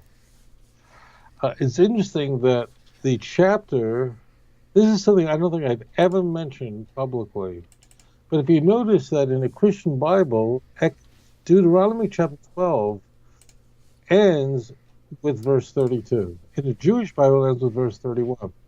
And because what Stephen Langston did, what was done was the text, the passage that says that make sure that you do everything that I command and you don't add or take away from it. And if a prophet or dream comes and tells you otherwise, they didn't like that. They don't want that. Now that's really Deuteronomy chapter 13, verse 1, but not in the Christian Bible. So in the Jewish Bible, verse 1 of Deuteronomy 13, I never heard anybody mention this, but it's so, there are many, in fact, in my next section on Isaiah, we'll talk about how the church cut the chapters in a unique way in order to detach concepts, in order to divorce the false prophet from somebody who says, you don't have to keep the commandments anymore. And stop telling me about Matthew 5, 17, 18, and 19. Get that. Another lecture, but forget that. That's nonsense. It's very clear in the Christian Bible that you don't have to keep the commandments saved any longer and so on. So the key is that actually the first passage of Deuteronomy 13 is that make sure that you do everything that God commands you, and do not add, don't take away. And if a prophet dream comes and says, we'll show you sign of wonder, and then he says, follow gods your father didn't know. We'll see later the enticer who's Jewish, he's the son of your mother. I mean, that's what we're being told. The church is going to slice that chapter differently in order to detach Deuteronomy 13 verse 1 from verse 2. They shove it into the previous chapter. That's a whole different topic. Let's move on. Interesting. Okay, we'll go ahead and take this caller. Caller, welcome to the show. Please tell us your name, where you're calling from. Hi, I'm Lila from Montana. Hi, welcome to the show. What is your name? Hi, I'm Lila from Montana. Oh, hi, thank you. Do you have a question for Rabbi Singer? Here's my question. The verse Isaiah 53, 4 through 6. Is Isaiah. God putting the world and our sins on Israel, the nation? Aren't our sins our own, and if we repent, God will forgive us? So I put it on Israel. Okay, so are you asking, is it Israel who is taking the punishment for the sins of the world? Yes. Okay, Rabbi? Can you go with that? Yeah, of course. Okay, of course. wonderful. Thank you so much for your call. Take care. Thank you. Bye. Thank you, and bless you. You sound really young. All right, so what is Isaiah 53? Is it verse 4 and 5? Is that the text that this young... Yes, that is correct. Isaiah 53, 4 and 5. I'll put it up on the screen. Okay. So, in order to understand Isaiah 53, which is my favorite chapter in the Bible, it's up there. It's delicious. In order to understand that passage, you have to know who is speaking and who it's speaking about. Okay? If you just go to Isaiah, a book of 66 chapters, and just look at those two passages, look at any two passages, add a context, you go, who is Isaiah talking about? It would be almost impossible to understand any book if you skip the first 52 chapters. So, in the first 8 passages of Isaiah 53, who is speaking? It's not God. And it's not, it is, of course, the whole book of Isaiah is divinely inspired, and it's a prophetic text. But what Isaiah is conveying is a narrative of what the kings of nations, what the nations of the world will say in their absolute shock and astonishment when they discover that the Jewish people have all this time been correct. This must be explained. If you don't know this, don't even bother with Isaiah 3. Understand Isaiah 3. The nations of the world, what will the Goyim say? What will the European Union say? What will the enemies of the children of Israel say when Mashiach comes? That's what Isaiah 3 is. So Isaiah 3, verse 1 to 8, is not God speaking or Isaiah speaking. It's the nations of the world speaking in utter shock. How do you know? It says so. If you go to 52, verse 15, so shall he cast down many nations. Kings will go, oh! They will, why are they shocked? Because what had not been told to them, they will see. What they had never considered, they will witness. And they're going to ask the question, Mi heaven lishmo seinu uzrei Hashem amid neglu. So that's Isaiah 53, verse 1, which means that they're asking who would have believed this report, and look to whom the arm of the Lord has been revealed. Now, they discover that, in fact, all this time, the Jews were correct, that the faith of the children of Israel was the correct faith, and they had been wrong. And this is like nothing they'd ever considered. They're completely shocked. Now, how do you know it's talking about Israel? I'll just encourage you to read the chapters that introduce it. I'm going to do this fast because, normally, and I you can go to YouTube and look up my video lectures on Isaiah 53, but you would look at Isaiah 41, verse 8 and 9. You would look at Isaiah 43, verse 10 and 11. You are my witnesses, declares the Lord, my servant whom I have chosen. You look at Isaiah 44, verse 1, 44, verse 21, 45, verse 4, 48, verse 20, 49, verse 3, so on and so on. So you read all the chapters that produce it. The servant is the children of Israel. Not all the Jews, but the righteous remnant of the Jewish people that are devoted to God. And they not only have to bring back the non-Jews as a light to the nations, Isaiah 49, but they also have to bring back the lost tribes of Israel. The rest of the Jews were not observant. Read Isaiah 49, verse 6. They're called upon to bring back all the tribes of Jacob. Now, the nations are astonished. So this is what's going to happen. And it's very, please God, this will happen tomorrow. Maybe it'll happen today. That, please God, we should only hear the trumpets and the welcoming. We should only merit this to witness the final redemption quickly. But the nations of the world will be absolutely shocked. And they're going to have a very big problem. Now, the problem is not the Jews are right. They know that. And we see this all over the Bible with Jeremiah 16. The Gentiles will come to you and say, surely you've inherited lies and vanity where there's no truth. How can a man make unto himself gods when they are not? Ezekiel 8, verse 23. The nations of the world are always coming to the children of Israel and saying, we made a terrible mistake.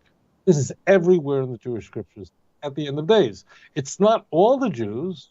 They're not going to be going to some Bernie Madoff. They're going to be going, the people who they're going to approach are what are called the righteous remnant, and there'll be no deceit in their mouth. Read Zephaniah chapter 3, verse 12 through 16. If you read Zephaniah 3, 12 through 16, your life will be changed. But that's a description in the Bible about what the righteous remnant will be like at the end of the days. There'll always be a faithful remnant. Now, the nations have a problem. Until the Messianic age, the nations of the world have largely attributed the suffering of the Jewish people to the Jewish unbelief of their religions. The Jews are suffering. All the church fathers have taught this. The Jews were exiled from the land and so on and so on because they just didn't believe in Christianity. They all taught this. That's why it took the Vatican so long to just recognize the Jewish state. It's only when Oslo Accords are being negotiated, they didn't want to be left out of the negotiating table. Coming back, the nations all attributed the suffering of the Jews, which didn't have, all nations suffer, but in every generation, so without end, they attributed prior to the coming of the Messiah that the reason why God punishes the Jews suffer so much is because God punishes them. Why does he punish them? Because he hasn't accepted our religion. He hasn't accepted, they have not accepted our demigod. They haven't accepted our Trinity. They haven't accepted our belief. And that's why God is continually punishing them. When Mashiach comes, they have a very serious problem. When the true Messiah comes, this is all going to take place in the Messianic age, they have a very big problem. The original reason they attributed the Jewish suffering was Jewish unbelief, that the Jews simply didn't believe in Christianity, they didn't become Catholics and blah, blah. But now they realize the Jews, all this time, they were correct.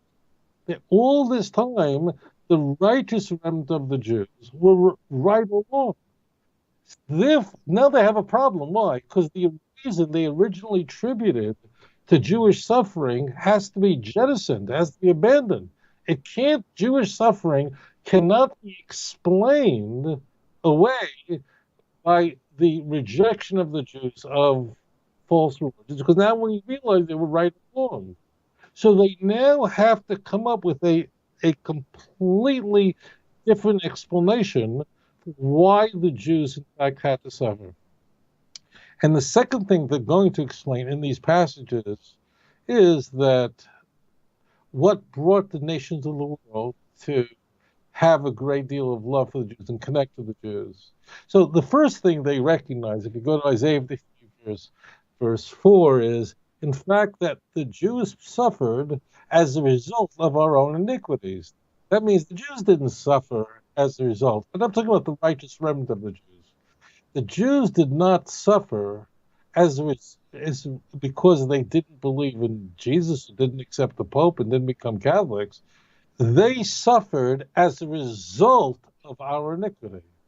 The Jews suffered the ailments that really we should have suffered, but they suffered instead. They suffered, we really deserved it. So this is number one. This is a complete confession of the nations of the world that we're the ones who had it coming. The second thing they're going to say is, and this is true for many folks I've met in my life, not Jews, who have often explained that people who are not Jewish, who when they were younger really didn't like the Jews, but eventually developed an affection for the Jewish people. And many of them will say, I learned about Jewish suffering. I've seen Jewish hatred. It was all around me when I was younger. I kind of accepted it. And but now, studying it, I see the pain of the Jews and what they endured in the Holocaust, where all of European Jewry was destroyed. The terrible, unbridled hatred of the Jew actually brought me to love the Jews. The nations of the world who come to love the Jewish people, and there are many people who are watching this show right now that today may have a very favorable view of the Jewish people, but at one time you cursed the Jews, or at one time people around you did, and you just went along with it. Something changed. What changed? For many people, it was getting to know the Jews and getting to understand their suffering. And that's what they're saying in verse 5. By his stripes we were healed. It's speaking of the servant in the singular, as Isaiah does throughout the servant songs. Now, this is the perspective of the non-Jew. The non-Jew, this is what they're going to confess at the end of days. If you then go to verse 9, so here in verse 9, we pick up where God is speaking, and God then explains why in fact the Jews, why in fact the servant, how did the servant vindicate the world? This is very important. So from Isaiah 53, verse 1 through verse 8, the Gentile kings of nations are speaking.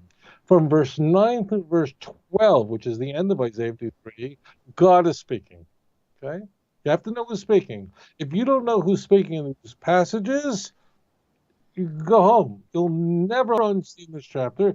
And the same is true for any chapter in the Bible. You need to know who's talking.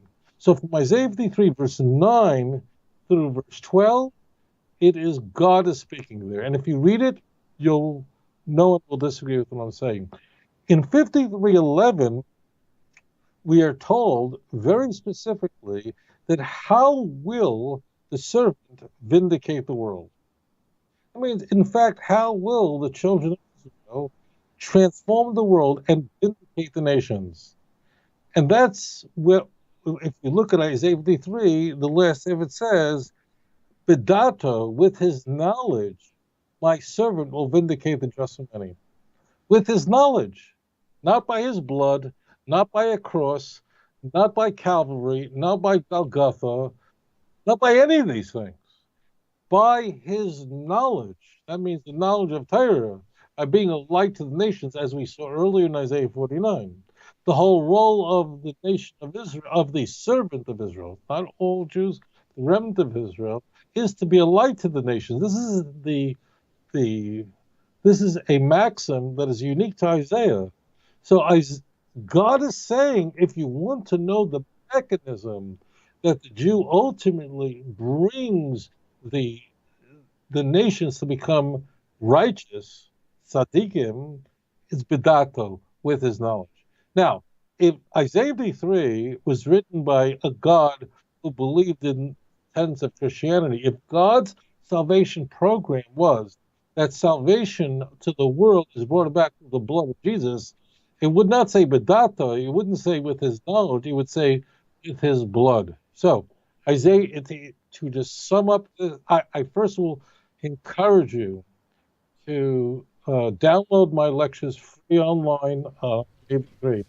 Go to YouTube. I must have 15 different programs on Isaiah. Study it carefully. If you don't read the chapters that introduce this chapter, you have no chance of understanding it. One other point. Stop thinking that Isaiah 53 is difficult or complicated. Isaiah would have been shocked to think that people would misunderstand this chapter. However, Isaiah, we can all agree, presuppose that if you're reading Isaiah 53, you've already read Isaiah 41, 42, 43, 44. As it turns out, try this out on Christians. They're not bad people, but they know Isaiah 53 by heart. They guess I'm going to say in 52. They don't know 54. They're not sure. They got to look it up. It's this kind of selective knowledge out of context that's getting them in all the trouble in the world. So, getting back, 54 and 55 are telling us two things. The nations conclude that the suffering of the Jew is the result of our iniquity. That means we committed one of the most grievous sins, namely anti-Semitism, Jew hatred. The result of shoving Jews in gas chambers was the Jews suffered. The Jews suffered as a result of our horrible behavior. Two is, it is the suffering of the Jewish people, the striking suffering of the Jewish people throughout history that in fact has healed us. It made us rethink and turn to the Jewish people and turn to the God of Israel and go, maybe the Jewish people are not the devil incarnate. And then I am only choosing Isaiah 3:11 because there God is speaking, God is explaining exactly by what method would the servant bring about the salvation of the world. The answer is not by death on a cross, not by blood, but by knowledge. That is a very Jewish idea. It's unknown to the Christian Bible. Knowledge has nothing to do with salvation. The only salvation is through the blood of Jesus. But read it, the text itself, it says, Bedatoi, with his knowledge, Yasik Tzadik Abdi L'Rabim, Nosav, and who Yisrael, which means by his knowledge, my servant will vindicate the just many, and their sins he will bear. So there it is. You've got to know about. If you don't read the chapter, introduce it, you don't know. And one other point is, you see that going back. I'm just going to turn this back a little bit to Isaiah 40, verse 2, where we're explicitly told after you're told, Nachmu, Nachmu, Ami, comfort ye, my people. Verse 2 specifically says the Jews suffered double. That the Jewish people can finally be comforted. Why? Because they have taken double for all their iniquity. They suffered twice as much as they deserve. Now, why would they suffer twice as much, and where is the justice in that is beyond the scope of this program. But look at that. The vindication of the Jews comes through their suffering. It's right there. Please read Isaiah 40, verse 1 and 2. There's no Christology there. There's no one dying for anybody's sins. The Jews suffer. They suffer double because when the Jews don't do their job, it doesn't just affect them. That means we're not being a light to the nation. We are not repairing the world, the kingdom of God. And that's the role of Jews, to bring about the Tikkun Olam, the Malchut Shaddai. So there's your answer. Thank you so much. Awesome. And let's hope that the nations will turn to the God of Israel, and we will witness the coming of the true Mashiach quickly in our time. Yes, amen. And I want to take you all to Rabbi's website real fast. So if you'll look real fast here, you can see, if you just search for outreachjudaism.org, if you've never been there before, just type in this upper window right up here, just type in Outreach Judaism, spaces, it doesn't matter. Google is a great search engine. And the very top link should come up with this. But if you look down below, it says Let's Get Biblical Audio Series. If you click that, it'll skip a step once you get to the website. I just clicked on it now. Let's see if it'll respond. There it goes. And it takes you straight to this screen right here. Now, I believe that whenever you click on one of these, just for grins, well, there's Isaiah 53 right there on the very top one. And when you click on that, I believe, let's see, I have my music right here. There we go. There's a little sound. By telling you something that was true. A little sound bite for you. I began by telling you that the weeks that had passed and the weeks that would follow, we would discuss many different issues that were important. So there you go. So whichever one you click on, it should just automatically start playing for you. You can also download these. I was looking for it earlier, but I ran out of time. But also, there's another resource that I want you to, if you don't know about already, toviasinger.tv. There's the link right there. And what's really cool is if the tabs at the top, you got the home debates, Indonesia, online TV, there's Tanakh Talk there, Book of Isaiah, which we need to continue that again soon, I think. Rabbi, so just let me know what your schedule looks like. Audio lectures here. Anything that he has done is pretty much on this website, and it's very easy to navigate. I love you. I'm very envious of your website. That looks so cool, man. Nicely done. Nicely done. So, Soka, let's go ahead and move on now to this next. I'm not trying to sell. Yeah, go ahead. Yeah, that's my job, actually. I'll try to sell your books because I'm a very. I do a lot of chapters in my books on Isaiah 53. Very good, very good. Okay, looks like I got a little bit of a weak signal there again. It's okay. We'll stay connected though. So, okay. So we'll take this next caller now. Caller, please tell us your name and where you are calling from. Shalom, Will. Shalom, shalom. Can you hear me? I can. Can you hear me? Shalom. If Hashem gave man the ability to do all those things and he could predict the future, why is that when it's man created those things so we could enjoy for the Sabbath that we're not utilizing it? Like driving, if it's 100 degrees outside, you want to drive your car in the air condition, why can't you do that? Or vice versa if it's cold. And it's like sometimes the different sects of Judaism, the rabbis teaches certain things about the Sabbath, and people have asked, is it because they're teaching their own philosophy, their own concept, or they're following man's tradition instead of following what Torah says? That's the question I got to ask. Okay, and for me, I'm kind of reading that as in the laws that Orthodox Judaism teaches on Shabbat, on how strict it is to be followed. Isn't that a lot of their own ideas and not necessarily coming from God? Is that possibly your direction? Yes, that's yes. Okay, very good. We'll pass this on along. Rabbi, have you got that? Yeah. Okay, very good. Thank you, Gideon. Good talking to you, brother. All right. Hi, shalom. Okay. All right, thank you. First point should be mentioned is that, all right, this is important. That is that all Orthodox Jews, and the term Orthodox Judaism is a relatively modern term. This ascription is just more than a couple centuries old.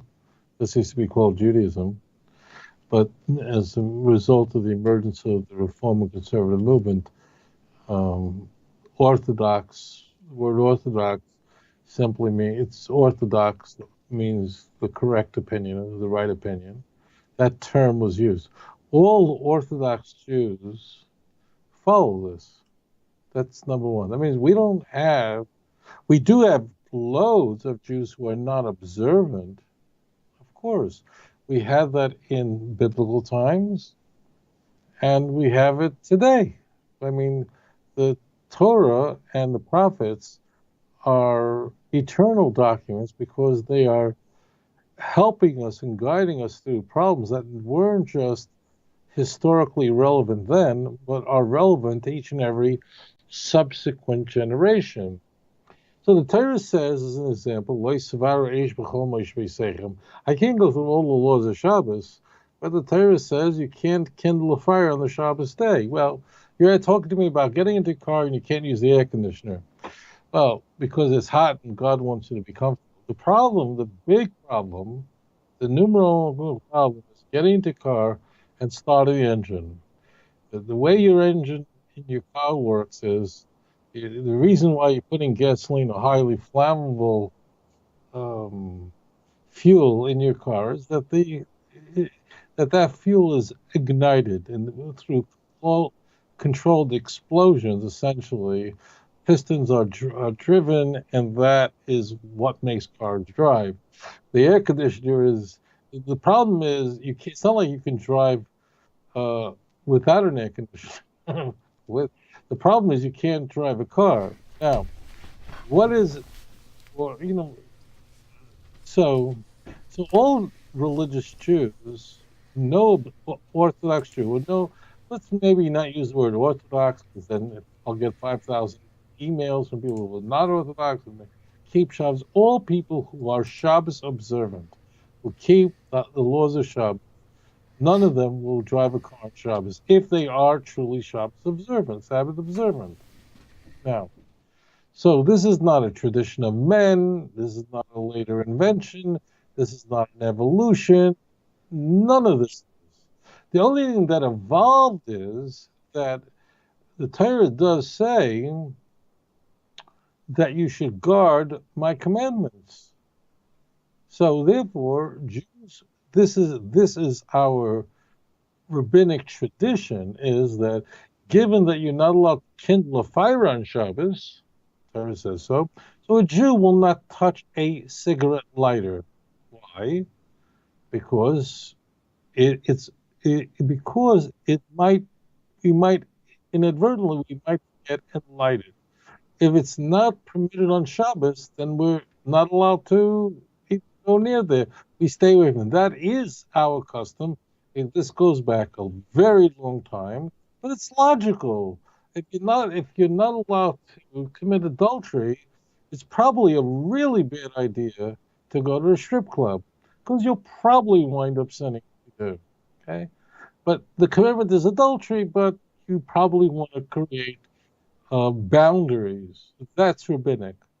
So let's be very careful. What you have described are scriptural prohibitions that all Sabbath. I mean, people who are serious Shabbos observant, they will not drive a car unless it's to save somebody's life. Someone's ill, then you're allowed to. The Torah says, "V'chai b'hem," and you shall live by these commandments. Deuteronomy chapter 30, and therefore, to save human life, one must violate the Sabbath. So there's the beginning of the answer to your question. Now the question is, why does God want us to not do these things on Shabbos? So the Torah, we are created in the image of God. And I think I should just back up and make the point that there's something very peculiar about celebrating Sabbath. We're introduced to the Sabbath in Genesis 2. There's no commandment to observe or abstain from work in Genesis 2, because the Jewish people have not been formed yet. But God hallowed the Sabbath, the seventh day, because on it he rested. In fact, the word Shabbat really means rest. It doesn't mean the Sabbath. It means a day of rest. In fact, there are holidays where we're supposed to rest, and they're also called the Sabbath, as Kippur is called the Sabbath. So here's the point. This is going to go too far, so I'm just going to give you a little taste of this. But you have to ask the question of, why are we celebrating? First of all, why would God rest? Was he tired? Did he need a vacation? He was like, 6 days creating the world. I need to take a break. Two is, which is outrageous. It can't be the case. Two is, if whatever reason God is resting on the seventh day, which means he abstained from all his work. Read Genesis chapter 2. And therefore, now we know that we cannot work, as we're told in the Ten Commandments. So the question is, if we're celebrating God's sovereignty and creation of the universe, why would we celebrate a day that God didn't do a thing? We should be celebrating the 6 days, and the seventh day should be a day we could do what we want. Why is Shabbat holy that we would abstain from work? Now, this is such a broad question that it's beyond the scope of the show to go into it. But what is important is that we got created in the image of Hashem, and we must imitate God. Kedoshim tiyu ki kodesh ani Hashem lekecha. I am holy. You should be holy. Why? Meaning separate yourself. Ki kodesh ani Hashem lekecha. Because I, the Lord yourself, am holy. So we must imitate God. And just as God created on the 6 days of creation, he was engaging in the creation process. So we too, for 6 days, therefore, for 6 days, you shall work in all your work. But on the seventh day, it should be a day of rest, set aside for Lord your God. So just as God was creating for 6 days, we can be creative for 6 days. And we could do all these special types of work. It's not any work, because the word there is malacha, which is unique to those things that were performed in the temple, because God didn't create the world on the seventh day.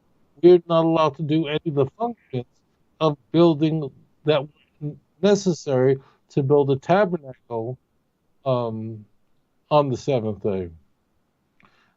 Because we are created in the image of God. We have to imitate God. We have to be like God. And in fact, that's where we get our commandments from. The 39 unique prohibitions on Shabbos of work. What does work entail? Is specifically those functions, those things that were performed in the Beis Hamikdash, in the temple, or in the tabernacle, and in making the tabernacle. And just as God created a home for mankind, we are creating the image of God, so we are creating a home for God. As God says,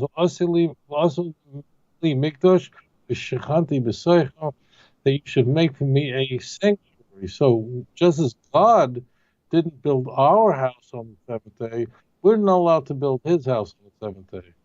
And therefore, all those prohibitions therefore all the things that were necessary in the activity of the temple are those things that are forbidden Shabbos. All Jews who believe that the Torah is God-given and keep the Shabbos, all Shabbos observant Jews, keep all these commandments. All of them do. This is not like some sects, and one rabbi says this. Now, can it be that there is some person that wishes to enhance their Sabbath by the way they dress more and dress more beautifully on Shabbos? Because after all, when the Israel came out of Egypt and saw the miracles at the sea, they said, this is my God, I will beautify him. So, well, Jews want to glorify. Some Jews have developed a tradition to dress in all special white clothing, to receive the Shabbos, not dressed like you would on Tuesday, wearing dungarees. The answer is yes. But all of these things are not the traditions of men. They're based on biblical principles. And we love Hashem. So just as a husband will want to make his wife happy by buying her chocolate and spending time with her and so on, why will he do these things? Not necessarily. She won't divorce him if he would. But he loves her so much, she adores him so much that she does these things in order to show her deep affection. So, but the laws of Shabbos are for everyone. Now, you don't have to live in heat on Shabbos. You just turn on the air conditioner prior to the Sabbath. You don't have to sit in a hot or cold house. Just light the fire before the Sabbath. And because the prohibition is you're not allowed to kindle a fire on the Shabbos day. There's no prohibition of starting a fire on Friday and that fire burning throughout the Sabbath, and then you're nice and comfortable and warm. Or turning on the air conditioner before Shabbos. I live practically on the equator, where it's, 40 degrees, I don't know, let's say 95 degrees Fahrenheit every day. Just turn on the air conditioner before Shabbos, and it goes the whole Shabbos. I'm doing great. my favorite day. Best food, best clothes, best prayer, best everything. It's yummy. Try it. That's wonderful. I was just picturing here 95 degrees year round. I just chuckled. I was like, man, God forbid. I enjoy our days where we can actually count on something below 60 even on the wintertime sometimes. So 95 year round. Wow. Okay. Something like that. I mean, yeah, I understand what you mean, but it's like 90 every day. Maybe go down to 85, never lower. Gotcha. Okay, we'll take this next caller. Let's see. We are actually, Rabbi. How much time do you have? It's actually very late there now. It's about almost 2:00 in the morning there. 1:30. It's 2:30. It's 2:30. So go ahead, Nick, if someone else wants to call in. Okay. We do have.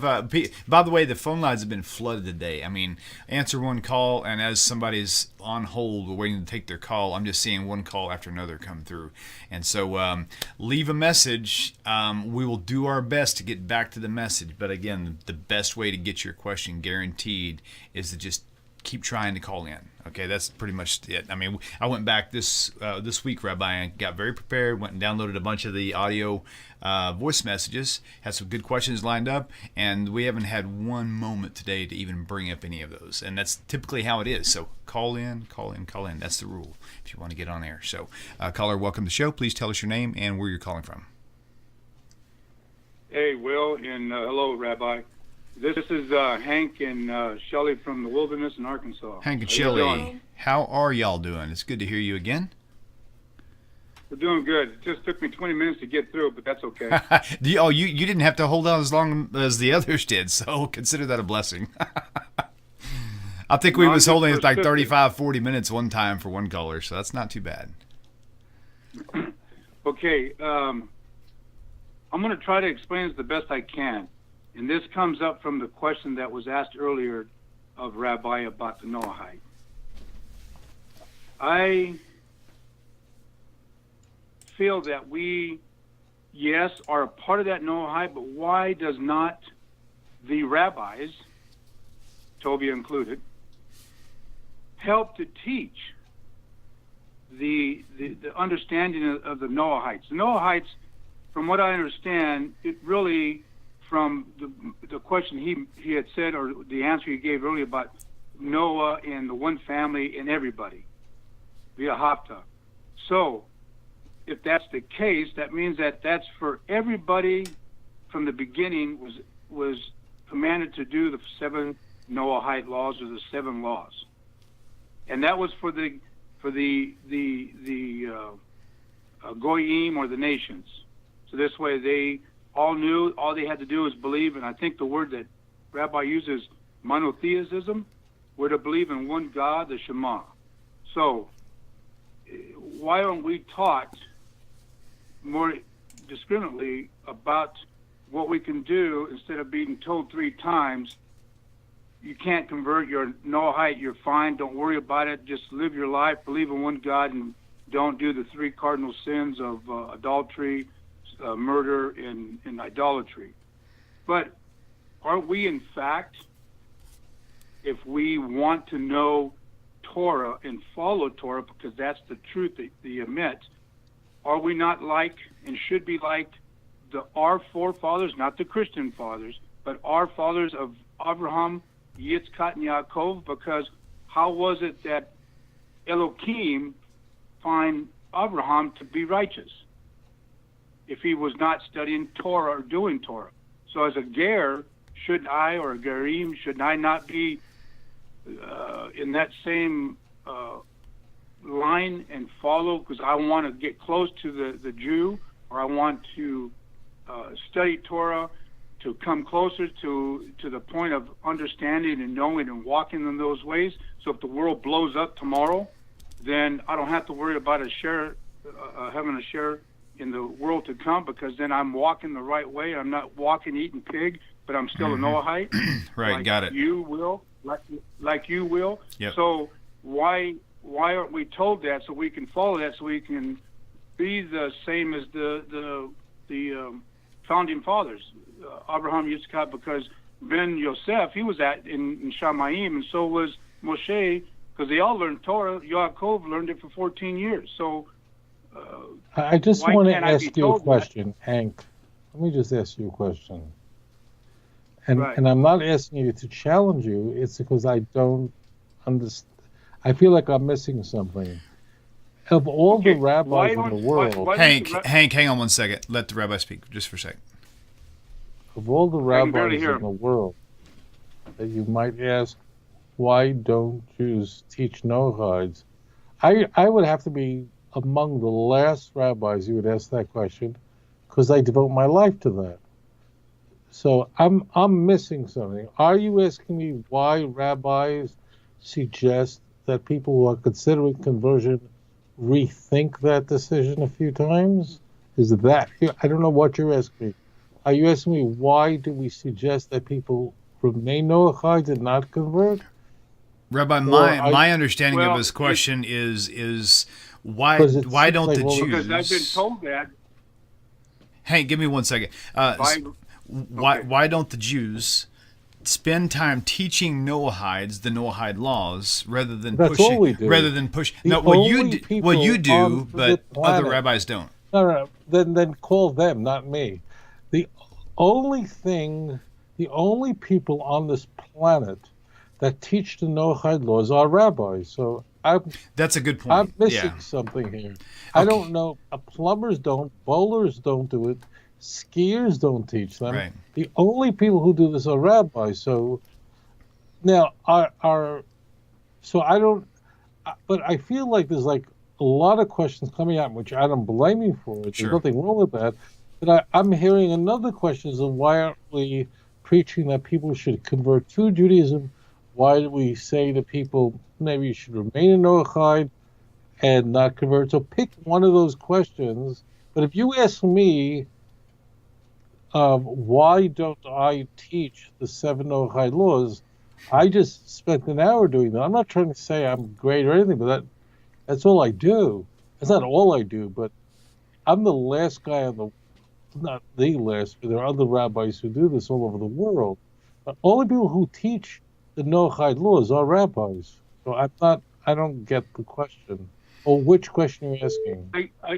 I guess it's because I've gotten that answer of, well, you don't have to convert yet. Just keep thinking about it. So that's your question. Keep doing what you can. All right. So let's stay with that because I hear a lot of questions. Hank, thank you. Let's disconnect and you can tune in for your answer. Thank you, Hank. So your question, all right. So that's your question. The question is, why when people, first of all, we're going to use the word Noahide. To some people go, what's that? So what I'm going to do is I don't want to use that word. I don't want to use it because a lot of folks have no clue what this means and it sounds weird. Okay?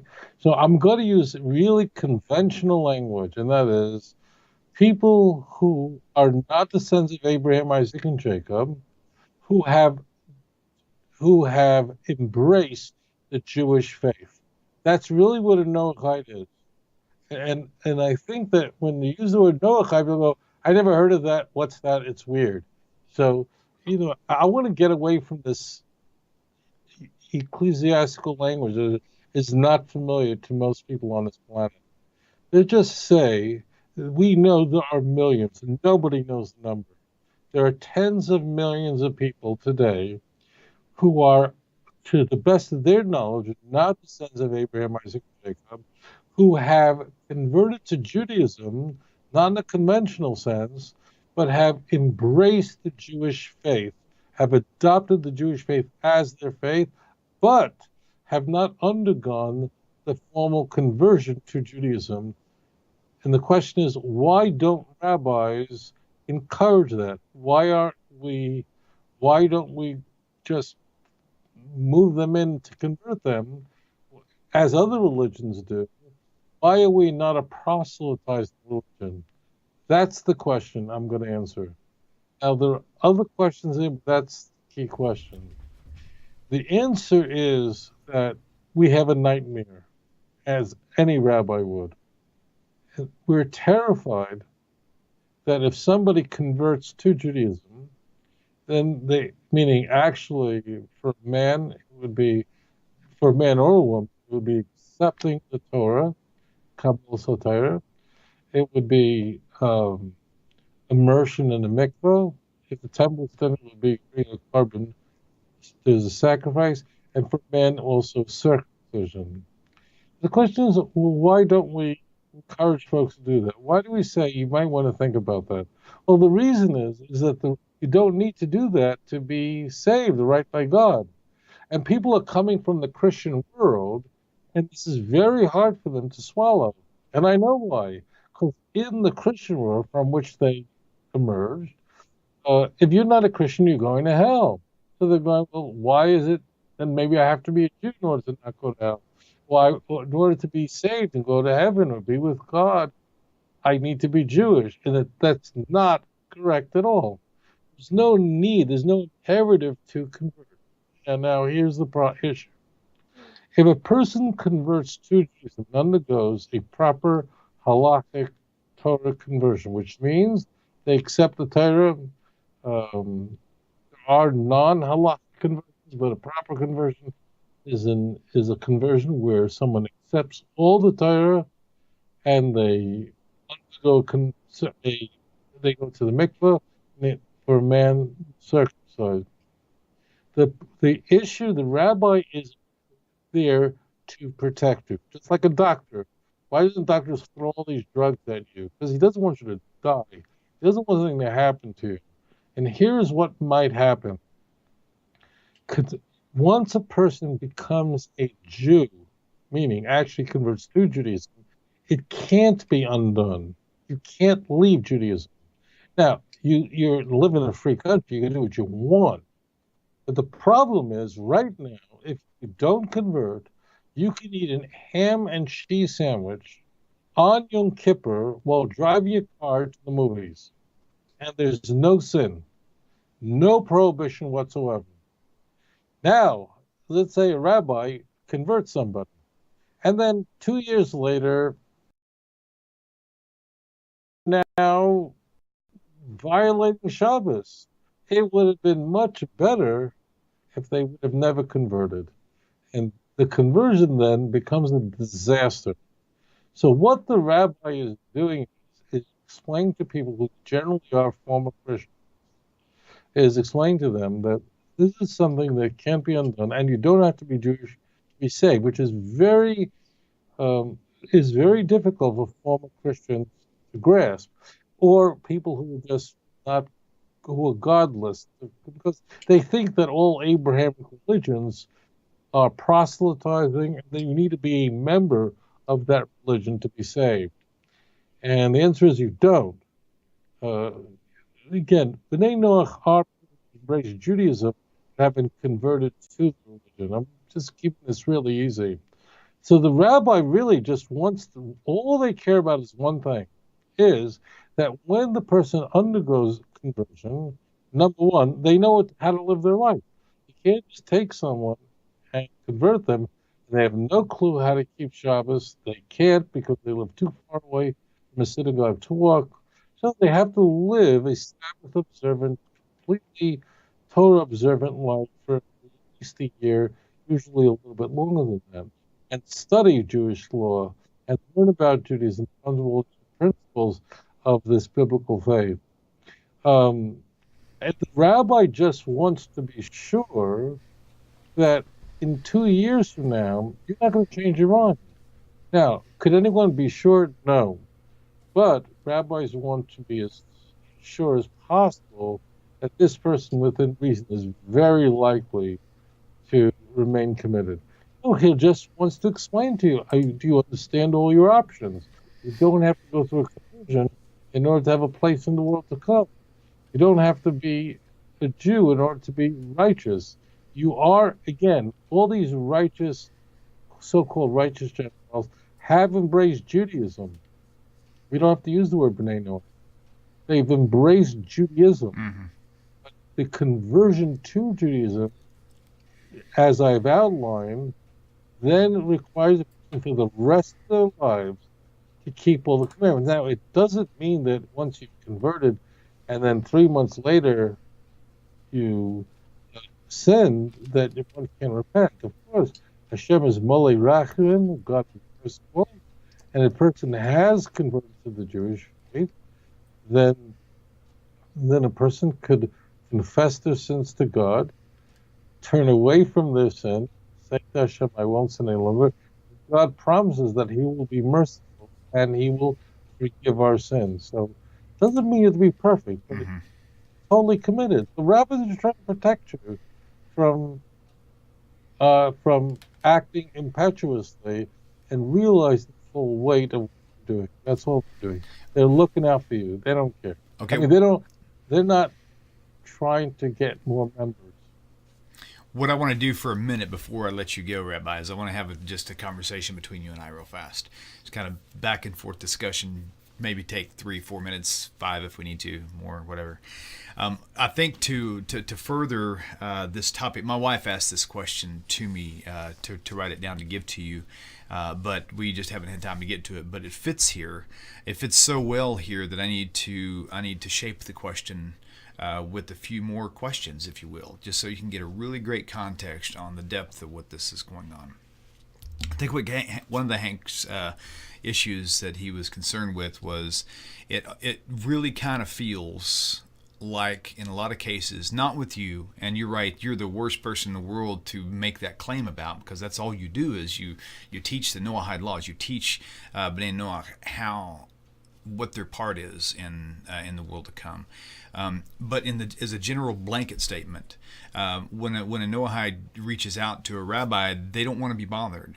And there's so many people out there who are hurting because they feel like that they're second-class citizens, and they can't. That they don't feel like they're going to actually be a part of the blessings that will befall Israel in the world to come. They feel like they're just going to be like, oh yeah, you can come, but go sit over in the corner. They want to be a part of it as a Noahide, not just as a convert, but actually even as a Noahide. I mean, you've said many times. This is pretty emotional topic, but you've said handfuls of times that you don't have to convert to Judaism. It's not a necessity. You do not have to convert to Judaism. We get that. If a person like myself, for example, if I choose to stay B'nai Noach for whatever reason, am I going to be a second-class citizen because I contemplated converting and decided not to? How does that work? That's a fair question. And I confess to you, not in our synagogue, not many, but in many synagogues, B'nai Noach are not second-class citizens, but it is true that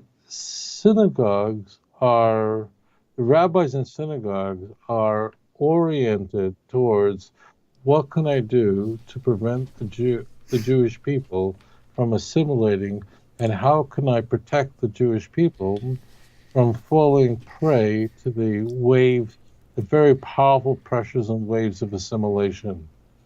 And that's how synagogues are oriented. Two, bear in mind that until whatever it was, 70 years ago, if rabbis tried to spread Judaism, and that means what a Ben Noach is, they've embraced Judaism, to Christians, they'd be put to death for it in the Christian world. Okay? So for 2,000 years, we've been stuck in ovens, not for trying to convert non-Jews, but just for living our lives as Jews. So therefore, 2,000 years of that, living under the heel of the church, will certainly strip most the thinking, the orientation away from trying to reach out to people who are in the church or anything to do with the B'nai Noach.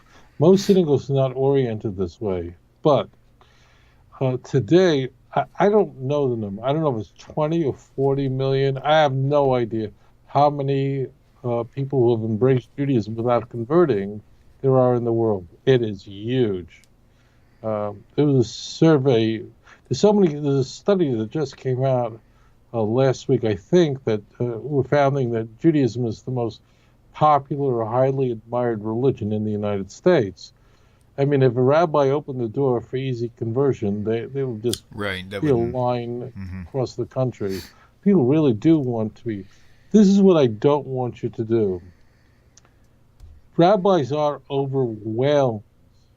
They're overwhelmed by the problems that exist in the Jewish community, the forces against us, anti-Semitism, firebomb threats that are taking place in Jewish community centers all over America, major problems of assimilation in their own congregations. And therefore they're just going, it's like a fireman. You're just trying to put out a fire. Therefore, don't call the rabbi. This is everyone's big mistake. Hi, I want to come to synagogue. I'm not Jewish, and I want to. And the rabbi go, wait, they're just not thinking that way. Just go. That's what I'm trying to say. Now, for instance, the synagogue in Singapore that I lectured at last week actually has a separate rabbi who is dedicated to just take care of the B'nai Noach. Wow. Just unique. That's his whole job. A young man, the Rabbi Yehuda Cohen, I love him. And that's what he, I mean, it's not the only thing he does. They have a huge B'nai Noach community in Singapore, and this rabbi is one of his roles is to care for them and to instruct them in Torah. Not every congregation has that. But so this is what you need to do. If you're in North America, it's so much easier than if you're in Europe or in Southeast Asia. Because in North America, you could just, if you're not Jewish, you could just walk into a synagogue. And that's the America I remember, unless something changed. Right. But you could just go to synagogue on Shabbos, just sit down. Obviously, put a kippah on your head, sit down. Don't call and ask, can I come? And just explain. You could tell them, Rabbi Singer said I should go. Blame it on me. But no one's going to ask you to leave. Not only that, look, there are some rabbis, like anybody, there's some people just not sensitive. I'm sorry. I really regret that. But I'd like to think that most rabbis are very sensitive. I hope that's your experience with the rabbis you know. Just go, but don't ask, can I go? Because it's like, for many rabbis, it's off their charts. Come, go to services. Not only that, attend many different synagogues. You live in the Houston area, you know, that Houston is home to the largest Jewish community in Texas, Greater Houston. There are many synagogues. Go to many of them to find the one that feels right, the texture is right, you just enjoy the congregation, and just go. Don't ever ask, can I come to a class? Just go to the class. So would it be fair to say that if you're a Noahide out there and you're missing community, just stop sitting at home? Find you a synagogue and go. Stop sitting home and stop writing emails and leaving messages for the rabbi on the phone. If you do that, some rabbis are very oriented that way, but most rabbis are like putting out a fire. Most rabbis are trying to stave off the forces of assimilation that's assaulting members of their congregation. That's where they're oriented. Just go. Is there something in the Torah, and this may help, people who are Noahides, who are non-Jew? Is there something in the Torah that tells the teachers of Judaism, the teachers of the Torah, that they must teach the Noahide how to behave themselves, or just inform them? And the other thing I would say is it that the Noahide laws are so basically simple they don't need any explanation? You don't need to be taught. It's like, go brush your teeth. Okay, how do you hold my toothbrush? I mean, how many strokes do I do? How much toothpaste do I use? I mean, a lot of that stuff is like you don't need to know. Is it similar like that with the Noahide laws? Are they supposed to be so self-explanatory you don't really need to have a teacher on how to do them? You just do them because they're not among the chukim? They're just, in the mishpatim or whatever you call, just the easy to understand. Is that why there really isn't an expression of so much having to teach the Noahide how to do things? Okay. Let's spread that out. Okay. Those are two very different and very important questions. Okay. So we are now. Jonah was given a unique mandate to go to Nineveh.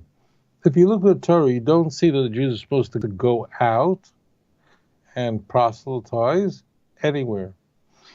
But you do find that there is a mechanism by which the nations will come to the Jews. The book of Isaiah, for example, says these words, Unisaticha l'or goyim lios yishosi ad k'tzei aretz. I have made you, I have a light to the nations. For what purpose? That my salvation will reach the ends of the earth. It's speaking to the Jewish people. God's servant, go back to Isaiah 49:3. Okay? Now, what does this mean? It's very strange, but the Torah, the prophets of blessed memory are saying that if the Jews are faithful to Hashem's commandments, these are not any people, these are God's servants. Those who are dedicated to Hashem, are loyal to God, who call by the name of God, who Isaiah 43, Isaiah 42 and 43, that these are the witnesses for God, 43 verse 10 and 11. So Hashem is saying the following, that if you take a place that's very dark, and this world is a place that's dark, and you kindle one candle, one light, it will eliminate much darkness. A small light will remove so much darkness from the world. If the Jew is faithful to his Torah and faithful to his God, the God of Abraham, Isaac, and Jacob, it will bring light to the whole world. So this is what the prophets tell us. The Jew doesn't have to hold crusades. They don't have to put a sword at people's throats and tell them to become Jewish or we'll kill you. Don't do any of those things. Just live your life according to Torah, and they will come. So that's the method, and that's what's happening today. Jews are not out proselytizing. Rather, the nations are coming by the millions. By the millions. We're not even trying. There's no effort to evangelize. I'm going to use the Christian term, to evangelize non-Jews, and they're kicking the doors down the synagogue to join, become members, to convert, and they're just screaming, why aren't you making it easy for us to convert? How did that happen? All right, so that was your first question. Your second question, just remind me again of the second question. Actually, I wanted to answer the other question. It was a very deep question. Okay. I don't know if you realize how deep your question is. The question is, do we really have to learn about the 7 Noachide laws from a rabbi? Right. Isn't it obvious, like brushing your teeth? And the answer is, it is obvious, meaning that, as an atheist once said to me, I don't need the Torah to tell me don't kill. I know it on my own. Did the Jews receive the 10 Commandments and go, wow, don't murder? Actually, the word is don't murder. And they just went, that is weird. I guess we'll go with it because we're commanded to. The question is, as it turns out, the commandments of the Torah actually resonate, either in a completely logical way, this week's Torah portion, Shvatim, or they resonate with us, like Shabbos, where we understand but not completely understand. But the question is, why do the commandments make sense to us? Now, in case you're wondering, I can assure you this, that you have a dog, or you have a dog at home that you love, that sleeps right next to you, that eats next to you, and it's a member of your family, and you think so highly of him or her, you probably think that he can do your tax return. But as it turns out, if you could speak to a dog, if you could speak dog, you can actually talk to an animal, and you try to explain to them that they shouldn't murder or take food that doesn't belong to them, you know and I know that a cat will go, what are you talking about? The reason is that Animals are not created in the image of God, and we are. Therefore, the reason why the commandments make sense is there's nothing to do with brushing teeth. The reason we know to brush teeth is because of the science. We know about all the science about keeping your teeth clean, your gums clean, and health. How making sure that your mouth is healthy, your teeth are healthy, your gums are healthy, and so on. We know the science. That's why we do it. The mitzvahs of the Torah, we know stealing is wrong. We know it intuitively. Why? The reason we know stealing is wrong is because we are created in the image of Hashem. V'haraya, how do you know what I'm saying is true? Is because that cats don't know what you're talking about. And if you know, and I know, even though I'm setting up a hypothetical, I can't be replicated, but if you could sit down and talk to a cat and have a conversation, the cat wouldn't know what you're talking about. Now you can train an animal not to take food that's on the table, not to jump on the table. You can train them. The training has nothing to do with that they get it's wrong. They just realize that that's bad behavior. The morality of it is unknown to them. Well, the training has nothing to do with them inculcating morality. We are wired for God, therefore we know it's wrong to steal. People do steal, but normal people who do commit theft feel really guilty about it. It is wrong to murder, but people who do murder and are not sociopaths should feel terrible about murder, and so on. So that's the reason why we are created, Jew or non-Jew, created with Tzelem Elokim, and that's the reason we know that stealing is wrong. It's very important for us not to attribute our so-called morality, to be honest business, to our own intellect, rather to attribute it to HaKadosh Baruch Hu. Say, the reason I don't steal is because the God of Israel commanded me. Okay. All right. Well, I think that kind of covered everything. There's probably going to be leaking thoughts in my mind later that I wished I'd discussed with you, but we'll just cover it at a later time. Okay. Well, Rabbi, thank you for going over. I know it's 3 a.m. now, your time, so really appreciate you. Love you, Rabbi. Thank you all for tuning in. Again, outreachjudaism.org. If you don't have the books, pick them up. Download the audio files to go with them. If you haven't done it yet, you sure are missing out. So until next week, same time, same place, we look forward to seeing you guys on the other side. Shavua Tov, everyone. Take care, everybody. Shalom, shalom.